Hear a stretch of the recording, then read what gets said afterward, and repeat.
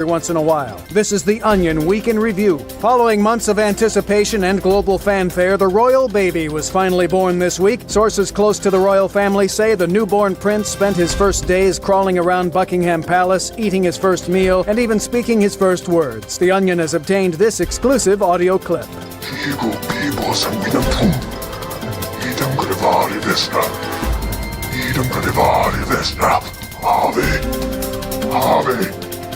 Ave Antichristi!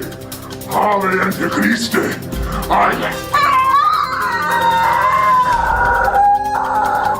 In other news, a man's annual 6-sentence conversation with his cousin goes smoothly, a generous improv troupe performs for free, and a pool owner has a bathing suit that touched his penis you can borrow. This is the Onion News Network. You can help spread the ideas of liberty with our Patreon for just $5 per month at amps.freetalklive.com.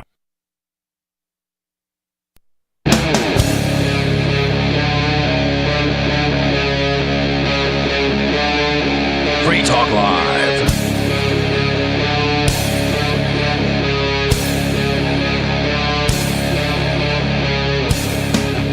It is Free Talk Live. See if I broke anything tonight. The audio is sounding fine to me after making some adjustments to some issues that have been going on in the last few days that I became aware of last night, but was at work, so I didn't know anything about.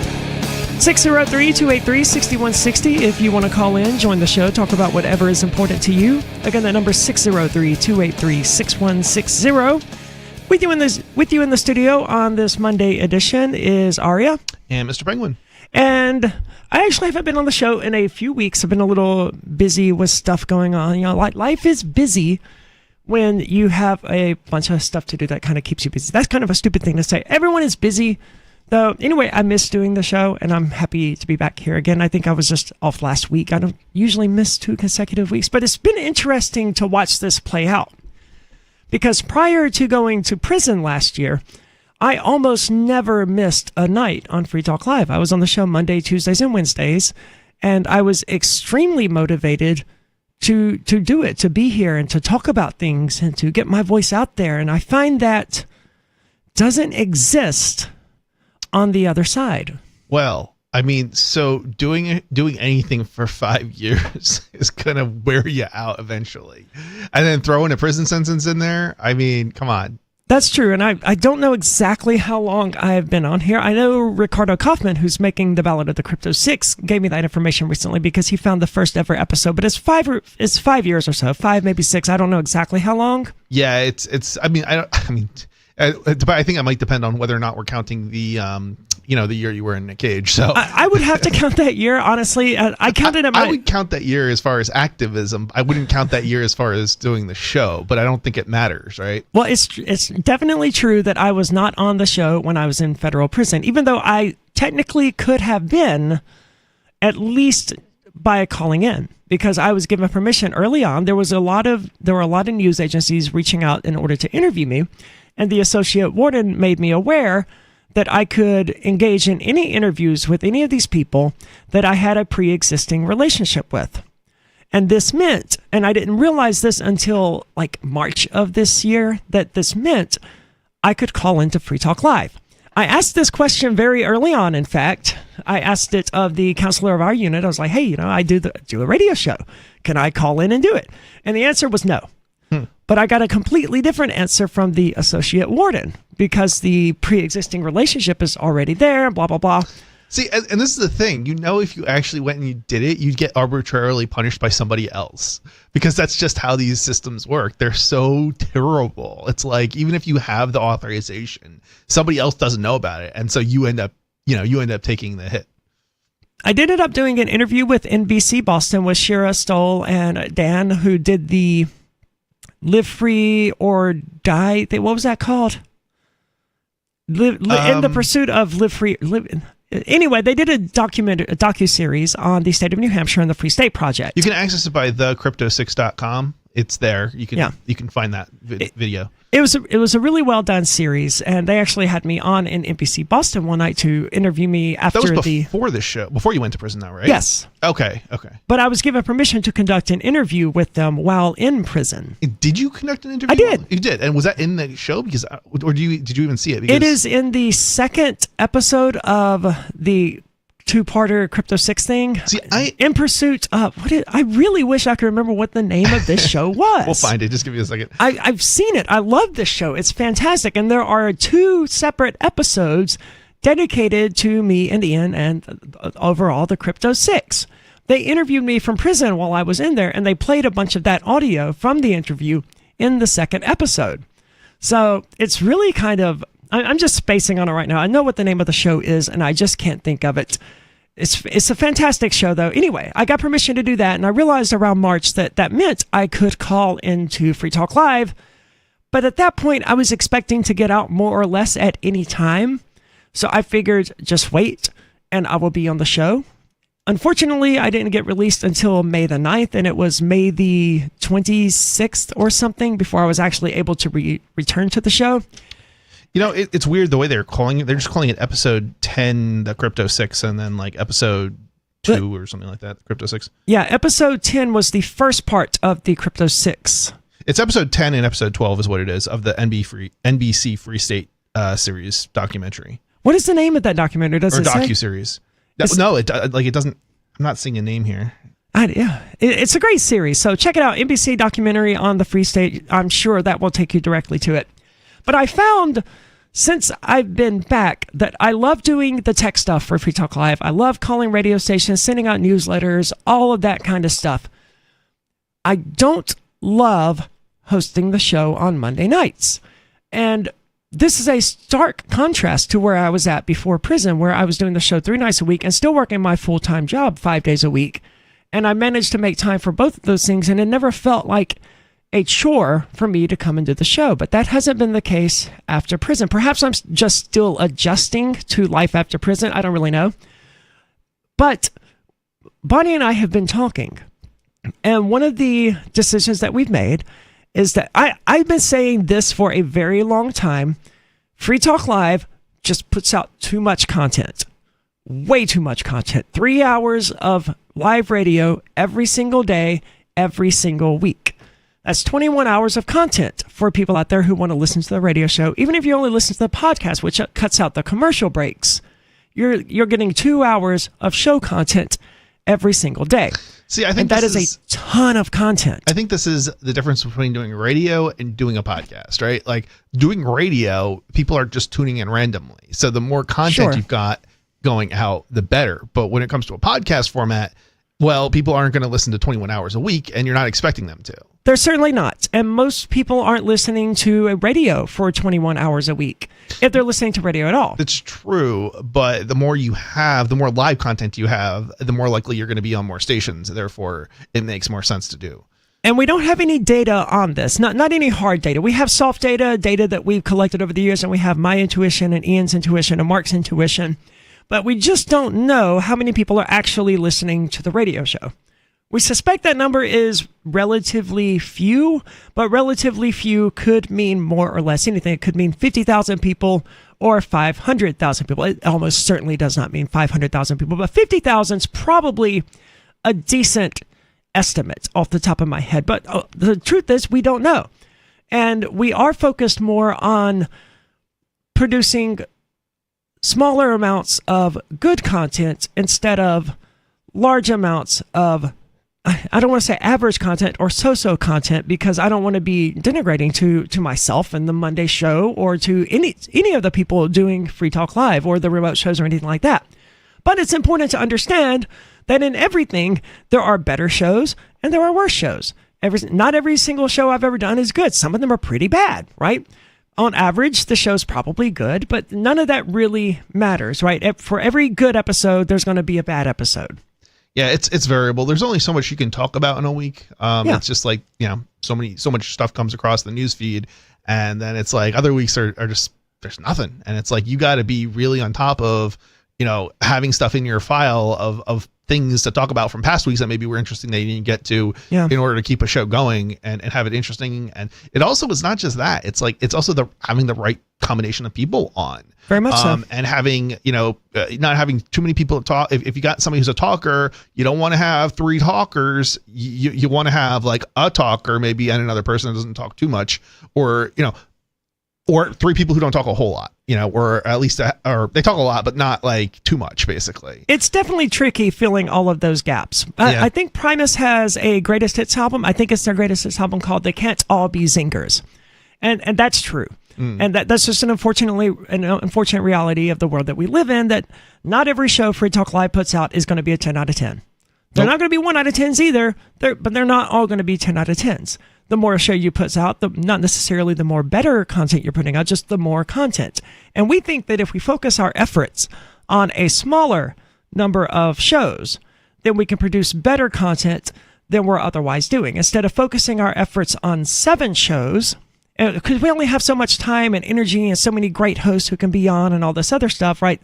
We end up having to scatter all of that talent and energy across 7 shows instead of coming up on January the 3rd, weekend shows. We are dropping Monday through Friday from the circulation. And Monday is going to become, since it's my show, it's going to become mostly just the podcast show where we probably play the live stream or we record it on a live stream. I don't know. There's all sorts of possibilities there. But like you've heard it here first, that's the decision that Bonnie and I have made, to take it down to a weekend show so that we can focus our efforts on making 2 fantastic shows each week instead of 7 good shows. 7, yeah. And then focusing on podcast? Well, I'm going to focus most of my energies on the podcast because I work Saturdays and Sundays otherwise anyway. But that's one of the points that I was getting into. I really enjoy doing all of the background stuff for Free Talk Live. It's just being here on the show, but I can do that stuff whenever, right? Being on the show requires me to be here at 7:00 p.m. for 3 hours every Monday. That's not the case if I need to fix something on the server or make a change to the website or record the podcast or edit the podcast. I can do that stuff whenever I want. And that's the beauty of it. So I can do this stuff on Monday if I want to, at any time Monday, at my convenience Monday, and then make it available at 7:00 p.m. pre-recorded or whatever, because it won't matter anymore, right? So that's coming up in the relatively near future, just a little under 3 months out. And it's going to be a monumental undertaking. I was looking at the list that Bonnie and I put together of stuff that we have to do in order to make all of this happen. And it's just absolutely massive. There is so much overhead involved in a radio show. And when you're cutting 5 nights down, oh man, it's going to be fun. It will actually be fun because that's the part of the thing that I enjoy.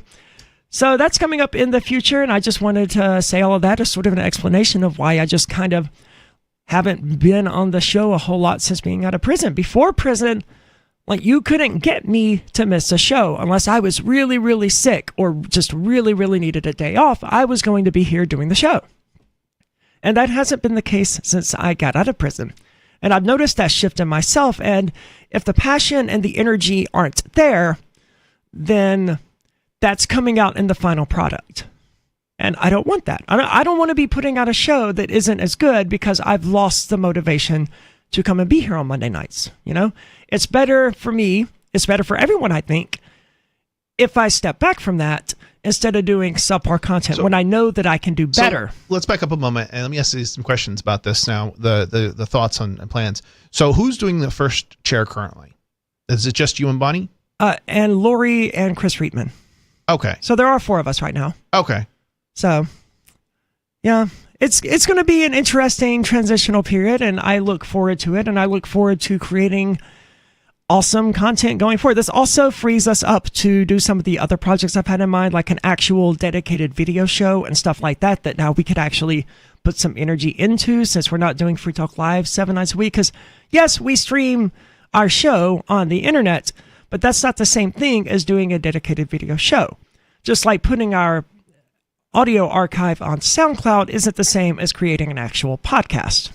So this will free us up to engage in those sorts of things that we believe will be, I don't want to say better, but they are passion projects, and that tends to produce a better result than something that one is doing because that's the way it has always been. What I've since learned is that going down to a weekends only show was the original plan when I was going to prison. However, Mark talked Ian out of that, and we instead started bringing on remote shows, and we did other things in order to alleviate people's burdens. But now we're revisiting that possibility of becoming a weekend show. So, especially since Mark, backed away from the show as much as presumably one could. But all of that's coming up. That's going to be January the 3rd. So there's plenty of time for you to call in and talk to us and get all of that stuff worked out. 603-283-6160 if you want to weigh in on what's happening in the world today. We do have a caller on the line, though. We have Dave Ridley on the line from here in New Hampshire. Dave, you're on Free Talk Live. Okay, folks. Yeah, I hope you don't cut the show back. I think Stalin was right about one thing. Quantity has a certain quality. Well, we have made the decision, and we are moving forward with it. So, I mean... All right. Yeah. Well, it's your show. Your show, your lives. We believe it would be better. Okay. I respectfully disagree, but that wasn't what I called about. Oh, thanks. Yeah, so what's on your mind tonight? So I have more updates on the Lily Tang Williams campaign. All right. So Okay. What is she running for at the moment? Because I know there's all sorts of free staters who are running for stuff, and I'm not particularly politically involved right now.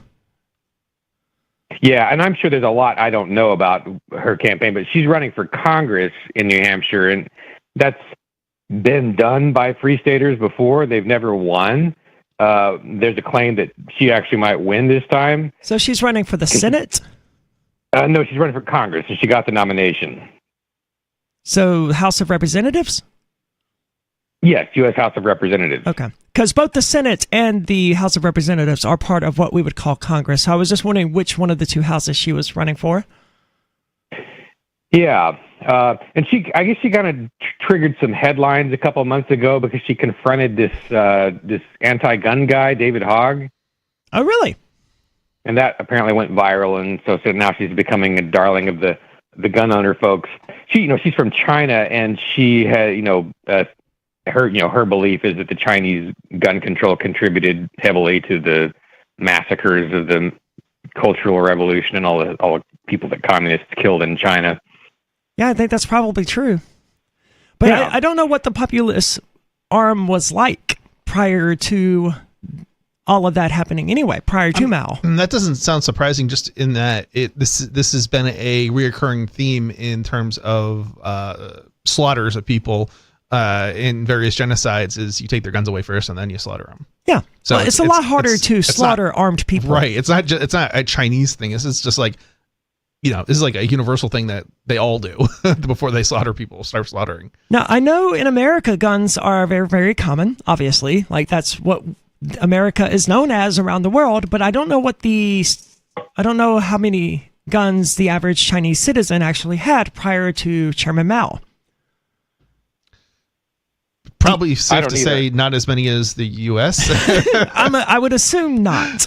Americans We've love got their like guns. 3 guns for every man, woman, and baby. Do we really? It's something crazy like that, yeah. Or maybe it's like 2 or Yeah, something USA. like that. But yeah, it's a crazy amount of guns. It's definitely basically it's not that everybody owns a gun. It's that the people who do own guns own enough guns for everyone else, and then some. So what's the update? Like, what's going on with her campaign? How did the David Hogg thing actually play out would be my first question, really. I haven't seen it. I just heard about it on the Tom Woods show. Oh, okay. Yeah, what I was focused on is more what's in front of me. There's a lot of Lily Tang Williams signs in Winchester. I live in Winchester, New Hampshire. And what happened was people started putting signs next to the Lily Tang Williams signs that said, "Friends don't vote for Free Staters." Yeah, I've seen Not a those. free stater, though. Yeah, and then... Is she not? No, she's not a free stater. What does that Really? mean necessarily, though? I don't think she's a free stater. I could be mistaken, but she's definitely not. Or if she claims to be a free stater, she's definitely not libertarian. No, she's definitely got some non-libertarian positions that she's taken, but I think she's a Free Stater. I'm not positive about that. I think that's a mistake. She's more goes to pork fest. pro-friendly than your average. She's more pro-freedom than your average Republican. But I have to agree, she's not a libertarian. I don't know whether she's a free stater or not, and I don't really know what free stater even means. Yeah, I mean, it's hard to, it's she definitely, I think, has a maybe a more Republican streak to her than a libertarian streak, but it's still not as bad as a lot of Republicans anyway. Yeah. Well, she goes to pork fest, but anyway, but so do Republicans. Yeah, there are some. At least the political kind. So after these signs started appearing that said "Friends don't vote for free staters," I guess the local GOP in Winchester organized like a sign making contest, and they made a bunch of counter signs. So now, when you go to a Lily Tang Williams sign, you may see 2 signs next to it talking about Lily Tang Williams. So some of these signs, it's starting to turn into like essays on these signs. Some of these signs have so many words on them talking about Lily Tang Williams. So I guess there must be something there to talk about.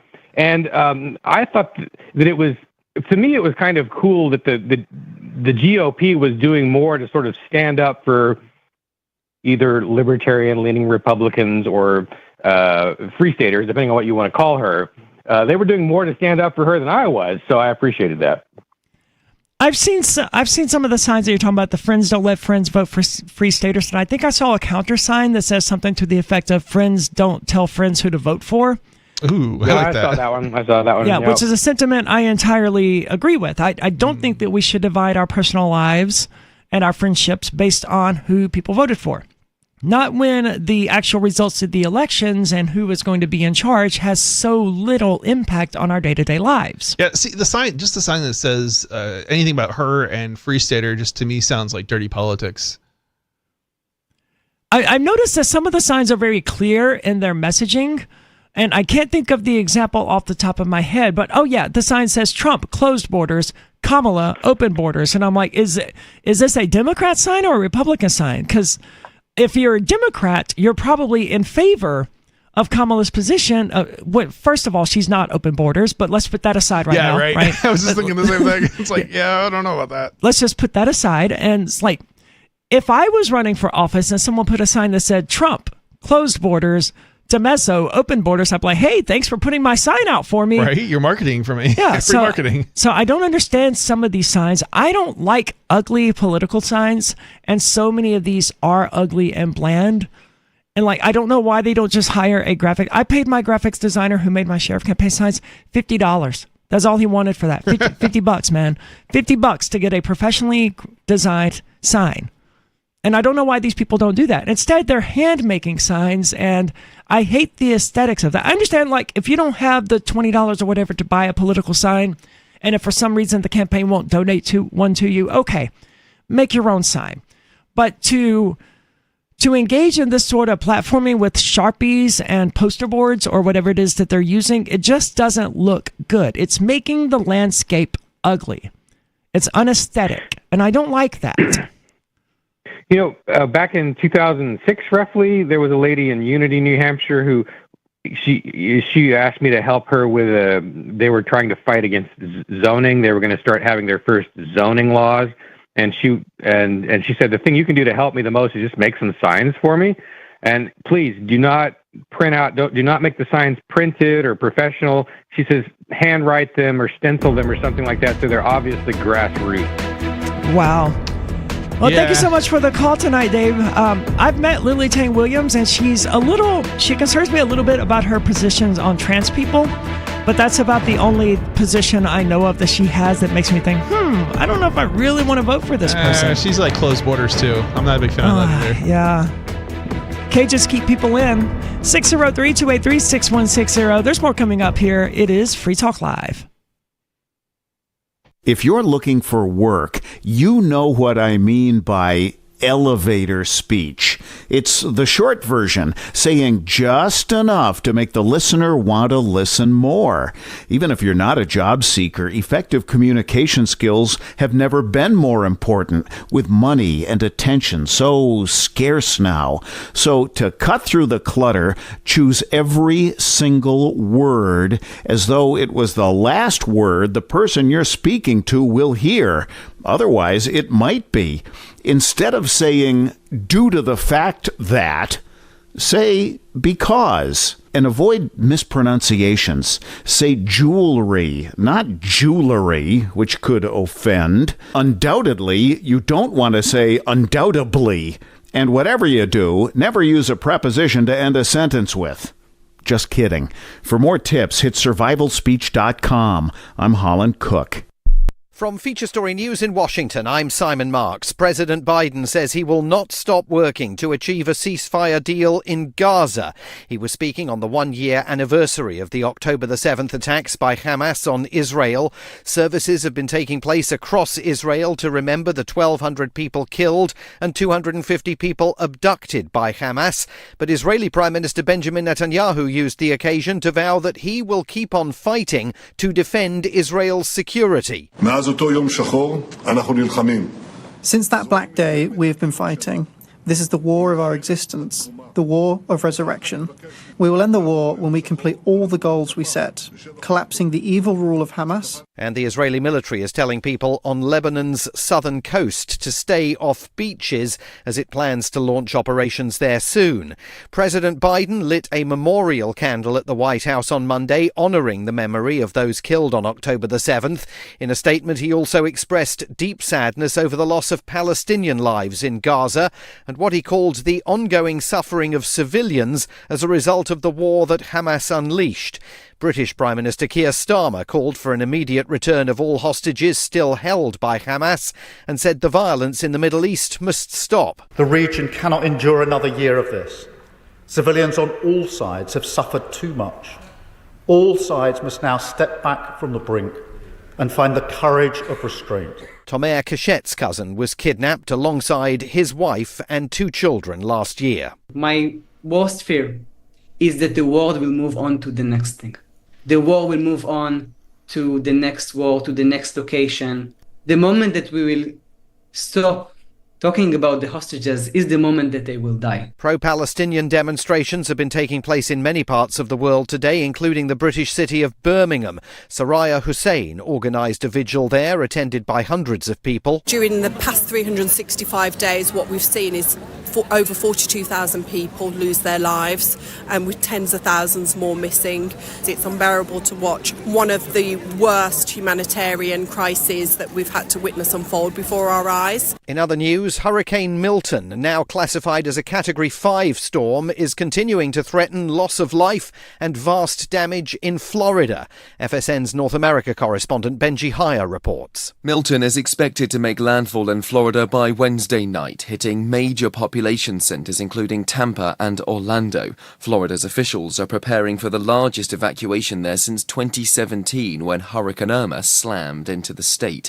America's southeast has already been impacted by a devastating storm in past days, with Helene killing hundreds of people and besieging parts of the Gulf Coast with flooding not seen in generations. From bureaus worldwide, this is FS. Yep, we still do email. Drop your email address in the entry box at freetalklive.com and you'll be kept in the loop with Free Talk Live.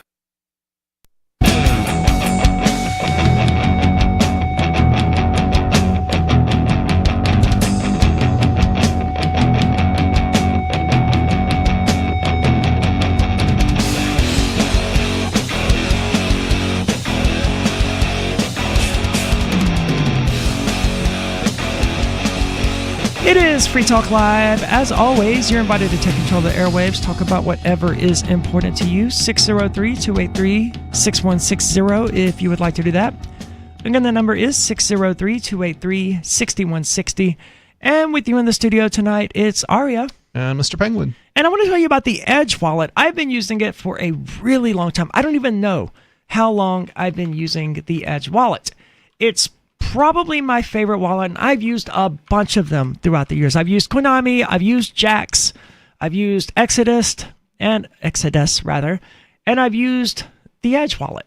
Edge has always been my go-to because of its user-friendliness, its implementation of FIO addresses, which allows you, if you want to send me cryptocurrency, all you have to do is enter Aria DiMezzo at Edge, and then select the cryptocurrency that you want to send, and that's it. That's all there is to it. You don't have to scan a QR code or type in an address, just Aria DiMezzo at Edge, and that takes care of it.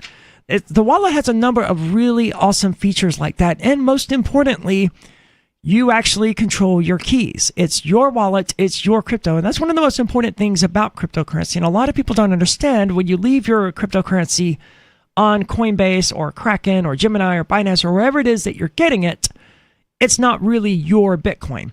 Until you withdraw it and have it in your wallet that you control, anyone can take that cryptocurrency away from you. And Edge Wallet is one of the best ways of securing that because it uses a login system. And I don't know the back end of how they've managed to give you a user login and a password and still have control over your keys. I don't know how they did that, but kudos to them for that, because it means that if you lose your phone, you don't lose your wallet. You don't have to remember your 21 or 12 word recovery phrase. You don't have to do any of that. You just have to reinstall Edge and enter your username and password. Now, it probably will force you to wait. If it doesn't recognize the device, you'll have to come back a week later or whatever and try again, because it's like, hey, you need to authorize this login from an existing device, or you have to wait 7 days. And it's just a security feature for an unrecognized device. It does. Oh. But it's a nice security feature to have, and 7 days really isn't that long of a wait, all things considered, and you'll have your wallet back right then. Absolutely astounding technology. I'm a huge fan of Edge Wallet. You can find out more about them at edge.app. I want to say thank you to Edge for sponsoring this hour of Free Talk Live. They are paying us $1,500 per month. And again, you can find out more if you're curious at edge.app. I like it, but that doesn't mean everyone is going to. But I find it to be very user-friendly and very helpful, and it's my go-to wallet for doing anything. Koinami, I've noticed, in addition to making some severe missteps over the last several years where they were sending out people's recovery phrases via clear text to be spell checked by Google. Oh, yeah, that was bad. Which allegedly caused a few people to lose their crypto wallets. And we don't know if that's true or to lose the coin in their wallets. We don't know if that's true or not, but it's entirely possible. And of course, Koinami denied that ever happened. But of course, that was a possibility. They just denied that it ever came to fruition, and that someone lost their crypto as a result. Koinami did that on the desktop version of the app, though. To my knowledge, Edge hasn't done anything crazy like that.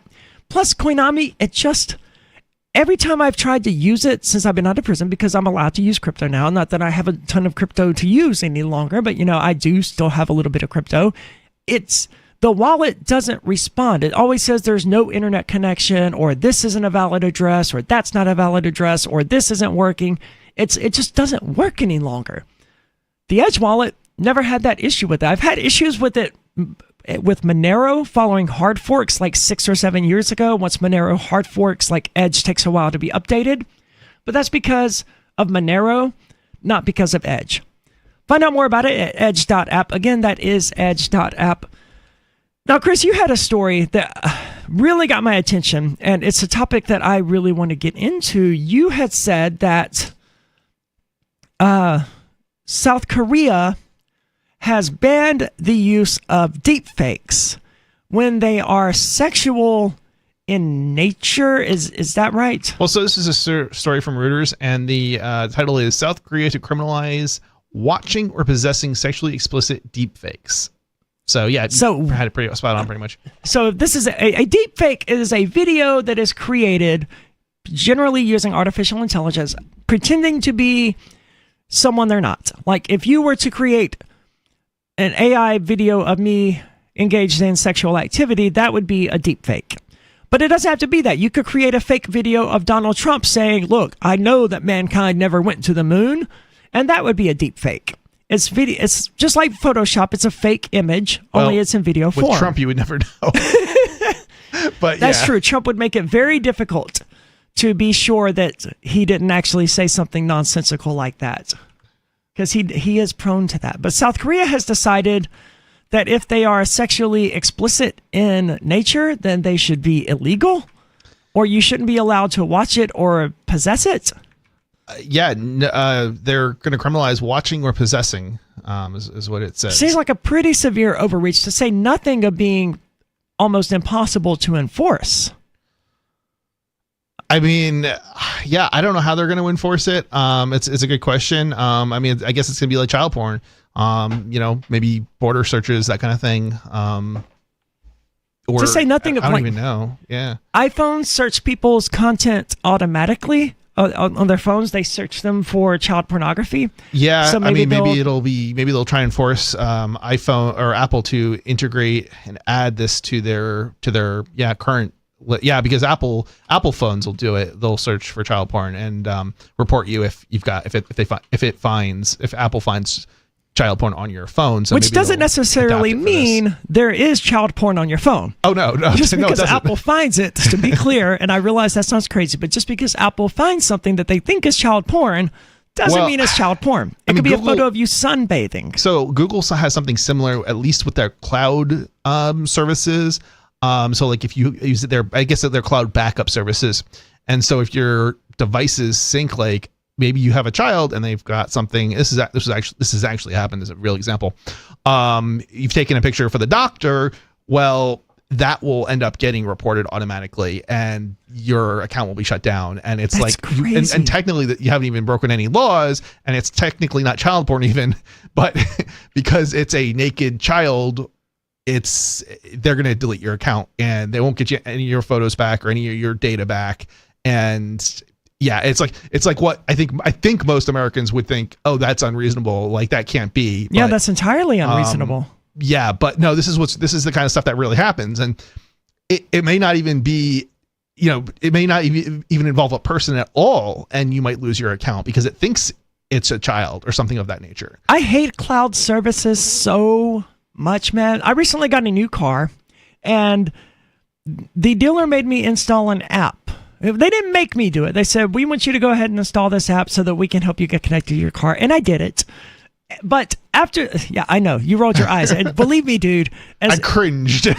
As much as I hate like exposing myself to vulnerabilities, I did this one under the full understanding that I was installing this as soon as I left the dealership. I didn't. And let me explain why. Because it doesn't matter. What this app will allow me to do. No, it gets so much worse. It gets so much worse than what you're thinking. From this app, I can unlock my car doors. Okay. Now, I under no circumstances would I ever need an app to unlock my car doors. But it's so much worse. All you need in order to install this app and get it to connect to my car and unlock my doors is the VIN number, which you can see externally from the car. The plainly visible VIN number. So I was like, dude. And if you cover it up, they're going to think it's stolen, and the police will start arresting you. It turns out there is a slight check to this, where if they attempt to do that, then it won't work now that it's already been activated through my phone. Mm-hmm. So my phone will make me aware, hey, someone's trying to, sign into your account, basically. Do you want to authorize it? And I can say, no, why would I do that? But the vulnerability should not exist. It has one of those little remote clicky things. If I need to unlock my door, I can just use that. But the vulnerability is there. The dude wanted to turn on Amazon Alexa. I was like, no, under no circumstances. Yikes. And he was like, okay, well, so you don't want to use the voice controls? I was like, no, I don't want it listening to that's crazy. Why? I don't even want to be able to push the button to tell it what I want to do, but that's unavoidable. You don't want Amazon Alexa. I don't want a computer in my car. I'm in the same boat, man. This is why I drove a 20-year-old Eclipse until it finally got to a point where I realized, okay, it's time to retire this car. It's done. She's done her job, and I will say I'm exaggerating a slight bit, but I definitely don't need any kind of internet connectivity devices in my car. Dude, he asked me if I wanted to connect to the Wi-Fi in my car. I was like, what do you mean? Am I paying extra for this? What is this? Why do I have Wi-Fi in my car? No, I have a cell phone. Why do I even need Wi-Fi in my car? It has so many features that as a security person, I love the car to death. It's the Mazda Miata 6-speed. I love I love it. But I hate all of these technological features so passionately, and there's nothing I can do about any of them.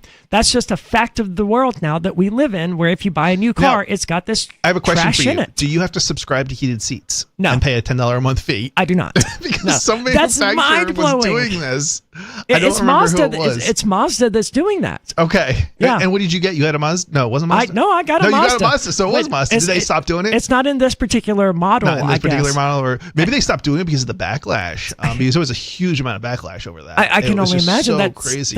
This feature is inside your car, and you're telling me I have to subscribe? We are being subscribed to death as consumers, and I absolutely will not touch anything that has a subscription. No, that's insane. Yeah, I mean, unless it's something that makes sense, like a subscription to a newspaper or something like that. Okay, but I'm not going to subscribe to heated seats or Amazon Alexa, whatever that nonsense is. It's like, no, thank you. It came with a Sirius XM trial subscription, apparently. So now I'm receiving an email every single day from Sirius XM about this. And I did the thing. I looked online at Sirius XM websites, and I see absolutely no reason why I would ever want to listen to Sirius XM. Yeah. My phone connects to it. My phone has Pandora and Spotify and Audible. What else would I need? I can listen to any podcast I want that's on the internet, any audiobook that exists, any band that is on Spotify or Pandora, which is basically every band on the planet. There's a ton of different things that will spy on you, and SiriusXM is the newer SiriusXM on modern cars is one of them. I believe it. Even though you don't want it, it's spying on you too. Yeah. So is Amazon. And Amazon Alexa is definitely spying on you. It doesn't matter that I didn't turn it on. It's there. It's listening, and it's got my car for some ungodly reason has its own internet connection. Am I paying for this? I don't understand. Oh, you can actually take, what's interesting about that is you can actually take the SIM card out if you can find it. And there's documentation on how to do this online. But pop that SIM card out and it can't connect anymore. I like this idea. Yes. Because everything that I need, like my navigation and stuff, that's done through Android Auto, which is a feature that I actually like. Okay. It allows your phone to basically connect to your touchscreen in the car, and then the touchscreen basically becomes identical to your actual cell device. It can do everything that your cell device can do, including make calls, send text messages, show your navigation screen, all of that great stuff. I don't need the touchscreen to be able to do any of that innately. It does have its own navigation feature and GPS built in, but why would I do that when my phone is connected to it for music purposes and I can just use Waze instead of whatever it is that Mazda programmed for navigation? It makes no sense to me. And if I can take out the SIM card, I'm going to look into this. That's a good idea because then it can't communicate with the devil. Well, not without a Ouija board. I don't think there's a Ouija board. I don't know all of the ways that the cars are communicating nowadays. So it might be that it's still communicating through the satellite XM service, but it won't.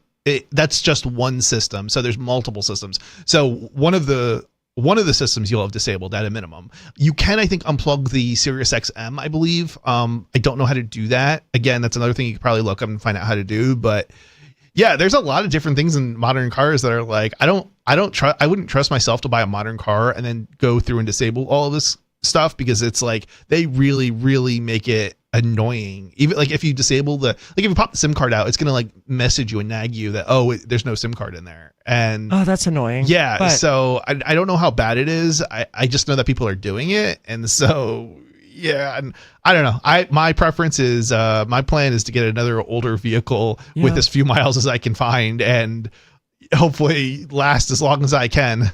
Well, that's what I did with the Cadillac. It's a 12-year-old car. People are like, ooh, a Cadillac. I'm like, dude, it was 12 years old and like $4,000 under Blue Book, right? Like, this is not a super nice car or anything like that. It's just people seem to have blinders on in regard to the term Cadillac, but like, no, dude, it's just a normal car, honestly. And it's kind of run down, and that's why it was $4,000 under Blue Book. Because the car goes for like $9,000, but I got it for almost half that.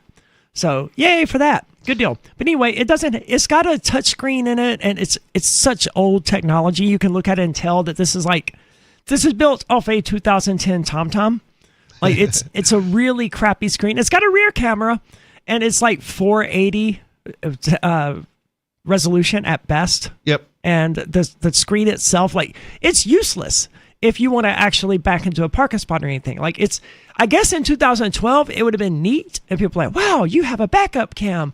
But the quality is so bad that it's useless.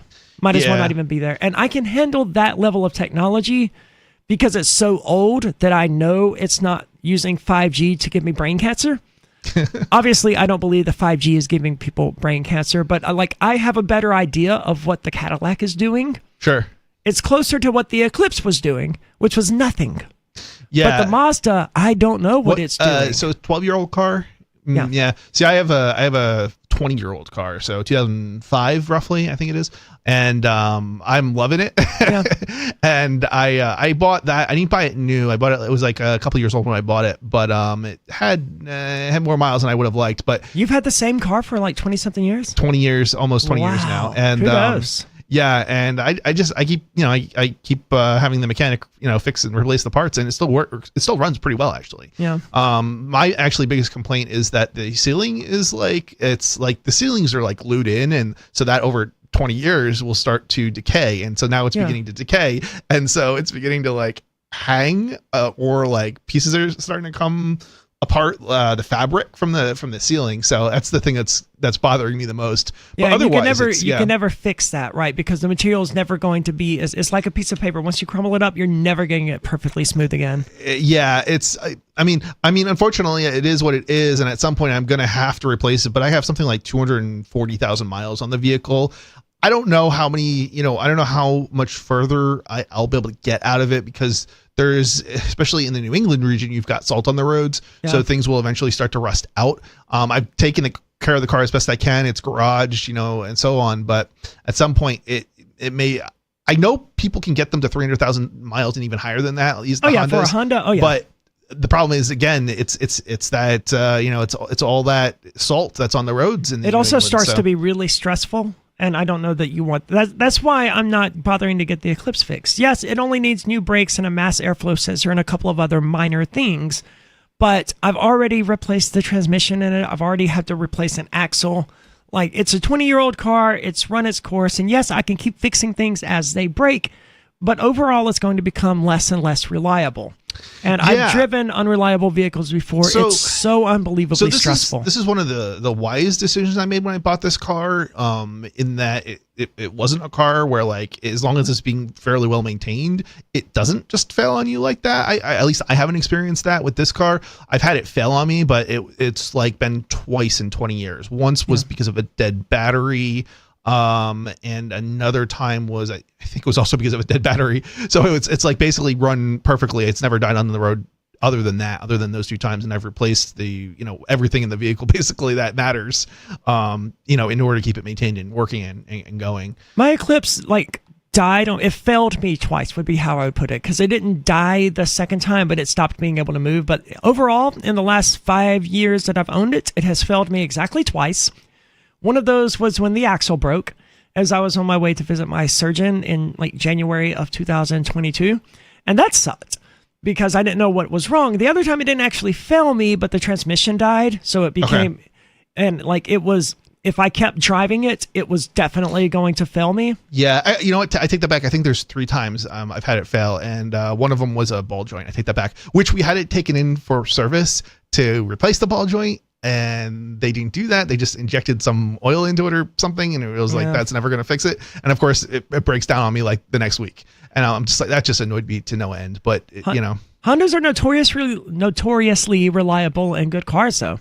So kudos on that. The Eclipse, the 2003 Eclipse, not so much. It's been a great car, but it's only got 140,000 miles on it, which is pretty good for a 20-year-old car. Yeah, my problem right now is just trying to find a low mileage vehicle that's in good condition, that's like a Honda, something similar to what I have. Yeah. And it's it's really hard. And then if you do find one, there's always the question of, well, did they roll the odometer back? Was it in some sort of flood?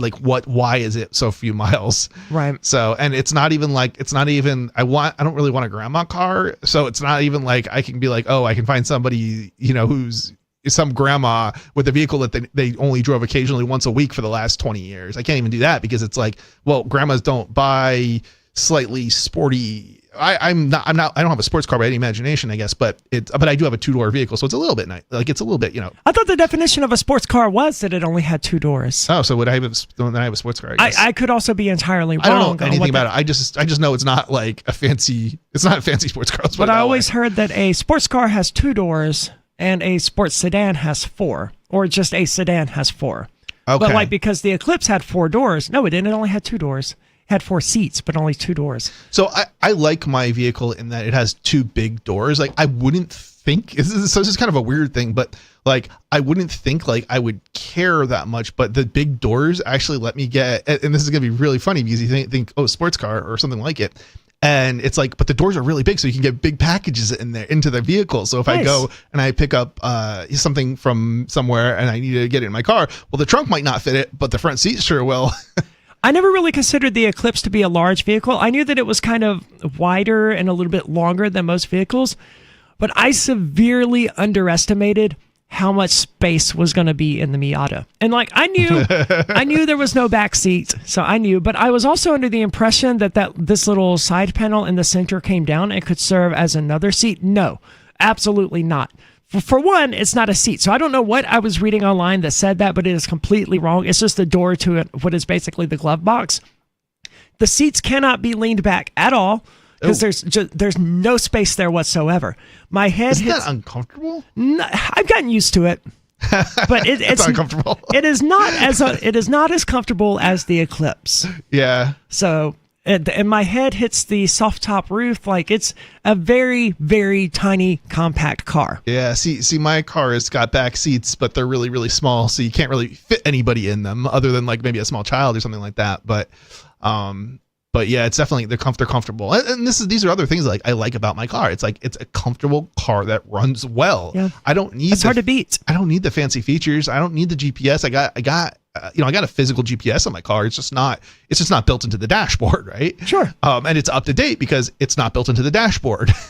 Which makes it much easier to update. But I take my dog regularly with me to the bar on Sunday nights where we go after work. And I did my laundry yesterday. And my friend asked me when she was going to meet me at the bar, do you want me to stop and pick up your dog?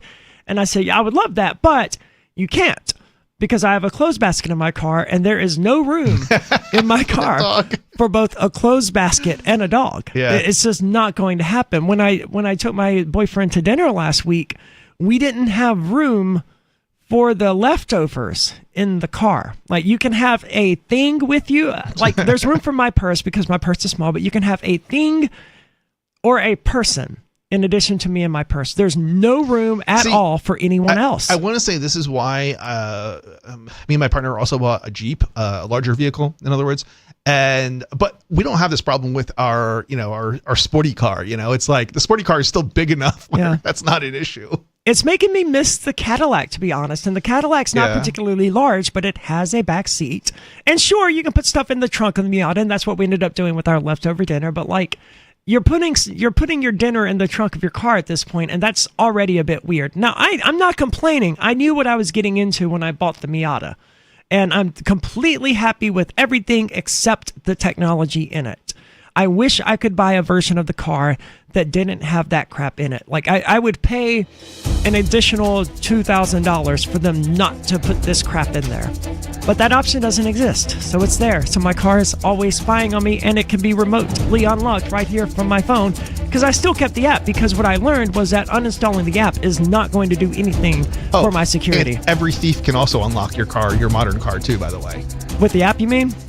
Maybe not with that specific app, but yeah, with an app of some kind, yeah. 603-283-6160. There's more coming up. It is Free Talk Live. Free Talk Live. Your show is dangerous for people. Yes, it is very dangerous for the state. It's dangerous for the status themselves. It's dangerous for the status quo, Bob, and it's dangerous because people like you who only want one particular message, and that is crack down, put all those people in jail. We need to bust the border up, and we need to hurt peaceful people. That's what your message is. Yours is the real dangerous message because you're the one who's advocating aggression against peaceful people. Don't you think that's shameful? No, I think if it's against the law, you shouldn't be advocating against the law. I'm for the law. Ding, ding. And if you break the law, is in the 1860s, it was against the law for black people to escape from their masters. Do you think they should have been brought back? No. Okay, you're a lawbreaker. The United States made it against the law for Indians to mix with white people. Do you think that that was a good law? No. Free Talk Live, 7 nights a week from 7 to 10 Eastern at freetalklive.com. My name is Jacob Hornberger. I'm president of the Future of Freedom Foundation, which Congressman Ron Paul awarded for having an outstanding freedom website. Write us at fff@fff.org, and we'll send you a free 3-month subscription to our monthly journal of libertarian essays and our booklet, Economic Liberty in the Constitution, which George Mason University economics professor Walter Williams praised in a recent column. That's fff@fff.org. What if you want to hear the latest episode of Free Talk Live, but all you have is your phone, you forgot to download our archive, and you have no data connection? You can call our Listen line at 641-793-0191. That's a long-distance number, so you may incur charges. If not, listen as long as you want. 641-793-0191. The Free Talk Live Listen line, 641-793-0191.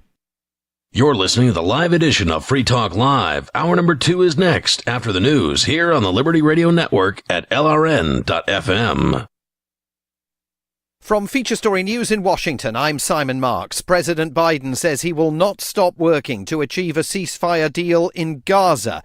He was speaking on the 1-year anniversary of the October the 7th attacks by Hamas on Israel. Services have been taking place across Israel to remember the 1,200 people killed and 250 people abducted by Hamas. But Israeli Prime Minister Benjamin Netanyahu used the occasion to vow that he will keep on fighting to defend Israel's security. Since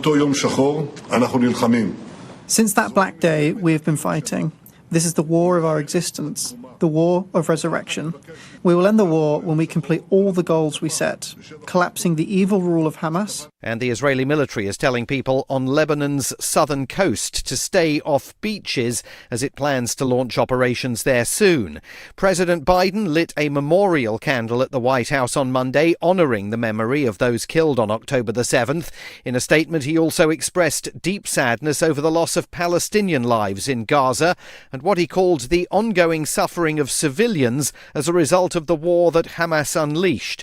British Prime Minister Keir Starmer called for an immediate return of all hostages still held by Hamas and said the violence in the Middle East must stop. The region cannot endure another year of this.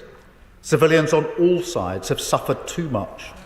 All sides must now step back from the brink and find the courage of restraint. Tomer Kashet's cousin was kidnapped alongside his wife and 2 children last year. My worst fear is that the world will move on to the next thing. The war will move on to the next war, to the next location. The moment that we will stop talking about the hostages is the moment that they will die. Pro-Palestinian demonstrations have been taking place in many parts of the world today, including the British city of Birmingham. Soraya Hussein organised a vigil there, attended by hundreds of people. During the past 365 days, what we've seen is over 42,000 people lose their lives, and with tens of thousands more missing.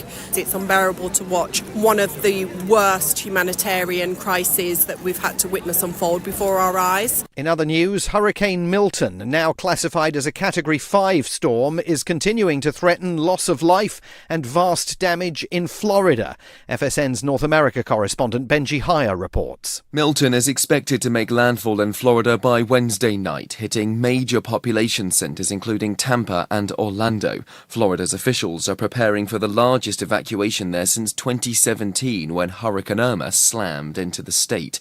America's southeast has already been impacted by a devastating storm in past days, with Helene killing hundreds of people and besieging parts of the Gulf Coast with flooding not seen in generations. From bureaus worldwide, this is FSN.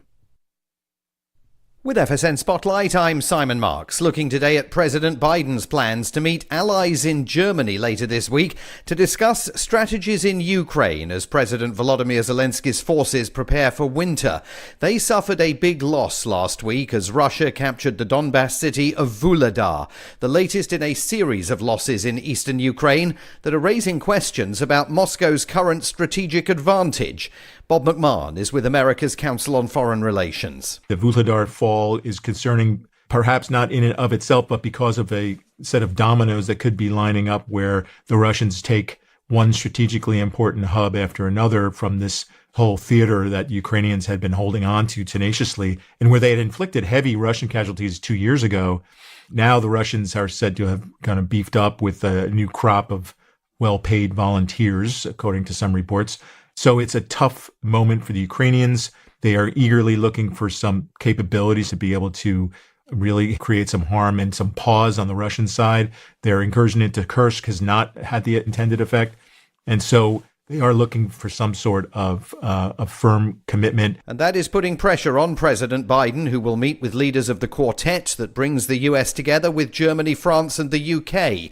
He'll also preside over a meeting of the 32-nation Ukraine Contact Group as calls grow for the provision of fresh assistance to Kyiv. The main news again, services have taken place across Israel to remember the 1,200 people killed and 250 people abducted by Hamas on October the 7th of last year. Pro-Palestinian peace vigils have also taken place in the region and globally. And Hurricane Milton, now classified as a Category 5 storm, is continuing to threaten loss of life and vast damage in Florida. And that is the latest feature story news. Simon Marks reporting. I'm Brooke Alvarez, and while I may not acknowledge your presence in person, and if you try to approach me, you'll most certainly be hit in the face with the stinging nettles I carry on me at all times, I like to take a moment every now and again to answer your questions so that you can get to know the real me. Here's a tweet from @Kirkamunga saying, what is the most important thing to remember when talking to people who may not be as informed as you? I love this question, Kirkamunga. There are 3 simple steps to dealing with uninformed people. First, when you realize that someone doesn't know something, repeat very loudly in their face the thing they don't know. For example, you don't know who the Prime Minister of Zimbabwe is? Second, look to everyone around you and let them know that this person is completely ignorant. Hey everyone, Sebastian doesn't know who the Prime Minister of Zimbabwe is. Third, you call up the Prime Minister of Zimbabwe and tell him that Sebastian doesn't know who he is, and then laugh really loudly until the ignorant person just leaves in utter shame.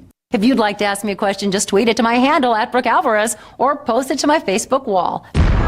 This is the Onion News Network. Got Telegram? You can follow our channel there and discuss show prep with other listeners at telegram.freetalklive.com.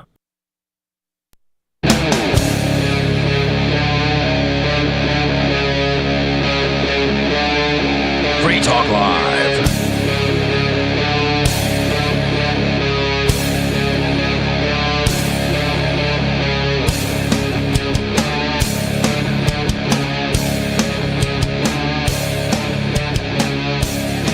It is Free Talk Live, brought to you by Dash, which is short for digital cash. With fees of less than a penny per transaction, Dash is made for spending. So check it out at dash.org if you want to learn more about it. Dash is one of the oldest cryptocurrencies and is widely available on exchanges, including the decentralized Maya protocol, and in multi-crypto wallets, including the Edge wallet that we mentioned earlier. We want to say thank you to the Dash DAO for sending us 32 Dash per month for this sponsorship. Again, that is the Dash DAO, and you can find out more about it at dash.org. One more time, that website is dash.org, and that's probably a clarification that I should make.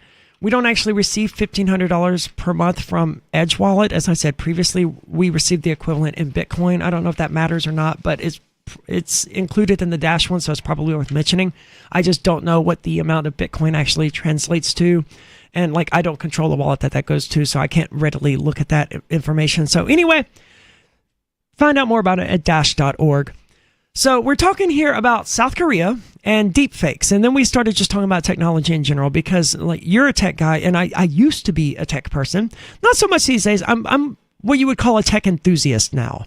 You're a little behind because you've been in a cage for a year. I understand. Well, I'm also out of the industry. I'm no longer doing any sort of tech support. I'm not staying up to date, and I was never as deep into it as you are. I did IT. I was a repair person. I was a technician, and that was it. And I was happy with that, and I enjoyed it until all of the problems that I ran into became increasingly the same, and we reached an era where everyone has a friend or a family member who can remove the viruses and reformat the computer and fix their hard drive or install RAM for them.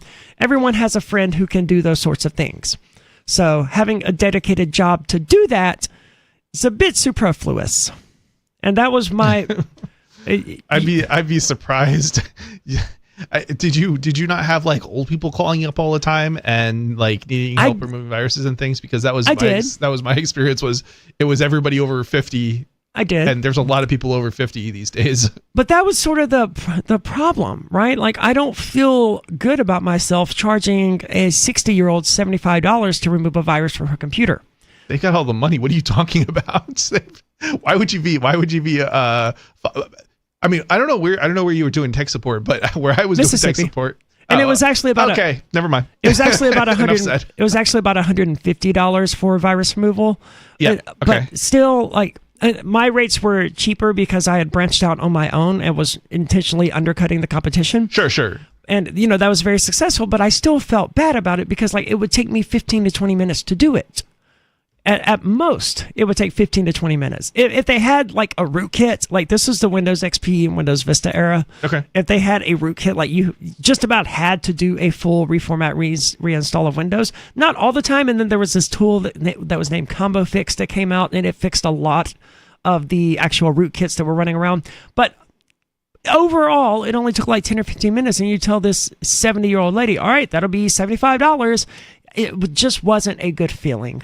And all in all, I just kept running into the same tech issues with all of my clients. All of my residential clients all had variations of the same issue, and all of the business clients had variations of the same issues. And it just got boring and dull. And I was like, you know what? I don't really want to do this anymore. Yeah, I mean, I was selling systems. So I used to have a company where I had two companies, and this was 2008, like 2008 until 2016 timeframe. And I wasn't necessarily doing repairs on like this all the time, especially towards the end, but other people were, and who worked for me. And but basically what I saw was, so I wasn't doing it in Mississippi. I was doing it in one of the wealthiest parts of the country, one of the wealthiest county in America, basically, or within the top 10 anyway. And what I saw was a little bit different, but my experience was, okay, you do the wipe and reload, and yeah, it might be $150, but I would very rarely try to remove viruses, because at the end of the day, people would just call you back, and you'd end up going back out there because you didn't really get the job done properly. Well, there were tools to do it. Yeah, but you'd spend more time on the tools, and you still wouldn't get the viruses all removed, and it was faster to wipe and reload than it would be to, again, maybe not for everyone. That wasn't my experience. But and the other issue that I always had is, just because it looks like it's gone doesn't mean it is gone. So, right, that was the issue where rootkits came in, because they were basically permanent until Combo Fix. Yeah, I mean, so there certainly were tools like that could help. But my approach definitely was more of a wipe and reload, because otherwise I can't tell you for sure it's gone. Sure. And my approach though was pop out a hard drive, stick a new drive in, reload, and then transfer the data over, and that would be relatively quick usually. Yeah, that seems like it would be, unless the system was a system where it was like, oh, the hard drive is impossible to get out. The reason I tried to avoid that was because old people, they don't like change. If an icon is slightly to the left of where it was, they're going to call, and you're going to have to fix that. Yeah, and so where are my bookmarks? They're right there, lady. Definitely, I know what you're talking about in that respect. And I would definitely spend a lot of time with customers, but I was also, how do I say this? The quality of the job was higher than anywhere else. So that's good. I had in terms of repeat customers, it was insane. I had a lot of repeats too, because my competition would do things like run super anti-spyware and just let it remove things and then assume it was done and give the client the computer back. And I was obviously that's not good enough. My competition would infect users with viruses as opposed to remove viruses. And they were instructed to do that by their superiors. And my competition was basically retail chains that did antivirus removal and that kind of thing. Yes. So, like the Best Buys and that kind of thing. It's like, okay, the tool that you're instructing your employees to use is infected. So your antivirus software is actually in the free antivirus scans that software that they use when they put it on a flash drive and they stick it into your computer and that's infected. It then results in your computer being infected, and the antivirus software obviously isn't picking up the virus that is in self infected with, because it's when you're executing it, it's infecting the system, and then a week later they come in for they'll need an antivirus removal because. Yeah, and then at that point, of course, you have to do the OS reload and reinstall because there's no other way to actually effectively remove the virus. Because your antivirus software that you're using to remove the virus is, itself a virus. It's self-infected. Yeah. We mentioned a few weeks ago this YouTuber called Linus Tech Tips, and they do a bunch of stuff like that where they will intentionally break a computer and take it to various computer shops to get the diagnoses and to see what the people do to it. And it is laughably bad. Yeah. How much, like, just your average mom and pop tech shop, completely incapable of handling most issues. Like I was a better technician than any of the people I've seen them take their computers to. Yeah. And then you take it to Best Buy, you can forget it. It's even like the retail shops are even worse than the small tech shops. Without a doubt. Like Best Buy and the Geek Squad. Yeah, they're terrible. I saw the like management actually. So I worked at a place that did tech repair too. At one point, and the management, and it's not to say that there was never anybody good, but let me put it this way. The management did not care at all, and they were like, they would just throw any sales guy onto the tech repair, stuff. And it's like, instead of actual technicians, like, right. As opposed to somebody who actually understands like a little bit about computers. And it was just bad. And I'm not even sure. Now they had this program, like they would run you through or whatever to like teach you about like the basics, like what is RAM, what is a hard drive, but like it was so rudimentary. And it's like, nobody is ever going to be able to do anything other than maybe an OS reinstall, or maybe, double click an executable to run antivirus software from a flash drive. But when the people above are just as incompetent, and they're giving you tools that are infected in the first place, or are going to be infected immediately upon using it in more than one system, you've got yourself problems. So now the reason I mention all of this is because we're talking about technology here, and again, I'm no longer a tech person. I would say that at this point I'm a tech enthusiast, but because I used to be a tech person, and this is why we got to talking about technology in the last segment as well, I am extremely distrustful of technology.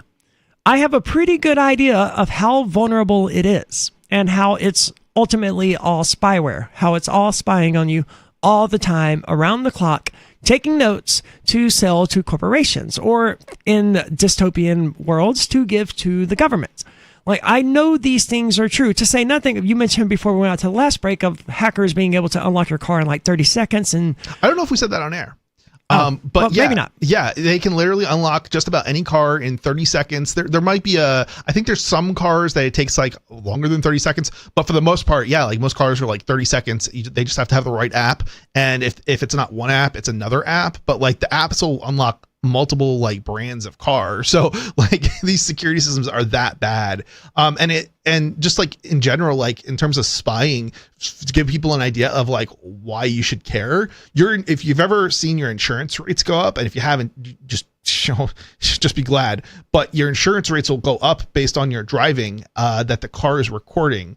And that's being sent off to, it's being sold to the insurance companies by the manufacturer of the car, or possibly other devices in the car, like, Google Play or whatever Google's system is. Or Apple or whatever. I used a similar app once to like check my driving score or whatever, but I skip a lot of songs that are playing automatically, and I can do this directly. I was in my Eclipse at the time. I could do this directly from the stereo head, right? I could just reach over there and press a button, and it would skip to the next song. Every time I did that, it registered in the app as me using my phone. And like, that's obviously not what I was doing. I was using the radio interface. I was just pressing next. And this is the thing. And that would have been sent to insurance companies. And I guess this is the thing that people, I guess, don't really understand, and we definitely need to emphasize. You may not have actually done anything wrong, but that doesn't mean the insurance company isn't getting data which makes them believe you've done something wrong. And so your insurance rates will go up through no fault of your own, other than being stupid enough to actually go and click that I agree button and use that app, or buy that new car because you clicked the I agree button when you bought the car, and you had to click the I agree button in order to use the car because otherwise it won't turn on. Yeah. It's a very frustrating world that we live in, and I don't trust any of this crap. I know it's all spying on me. I don't want it in my house. A friend of mine assumed a number of years ago that because of who I am, they're like, you must have all sorts of smart gadgets in your house. Like, no. I have the opposite of that. No, smart people don't have technical gadgets in their house, or they have gadgets that have been stripped of the malware. Yes, I don't want any of that. I do have a gaming computer, and that's and a laptop, and obviously I have a smartphone. But as far as like a thermostat that I can control with my cell phone, or a smart fridge that will tell me if I'm running low on milk or whatever, I don't want or need any of that crap. A lot of times they'll try and upsell you based on like, oh, this is connected to the internet, and it's like, yeah, I want the opposite of that. And like when I've had to replace, a dishwasher, washer, and washer, dryer, and a dishwasher in the last 3 years probably. And each time I've gone like, okay, let's take a look. Okay, which one does not have the internet connectivity? And it's like, there's not that many options anymore. That's crazy, because all of those devices are things that you have to physically load and be in front of the machine in order to use. Yeah, you have to put the dishes into the dishwasher. There's no benefit to having it connected to the internet, really. It's just spying on you. That's all it is. It's like, why would I want that?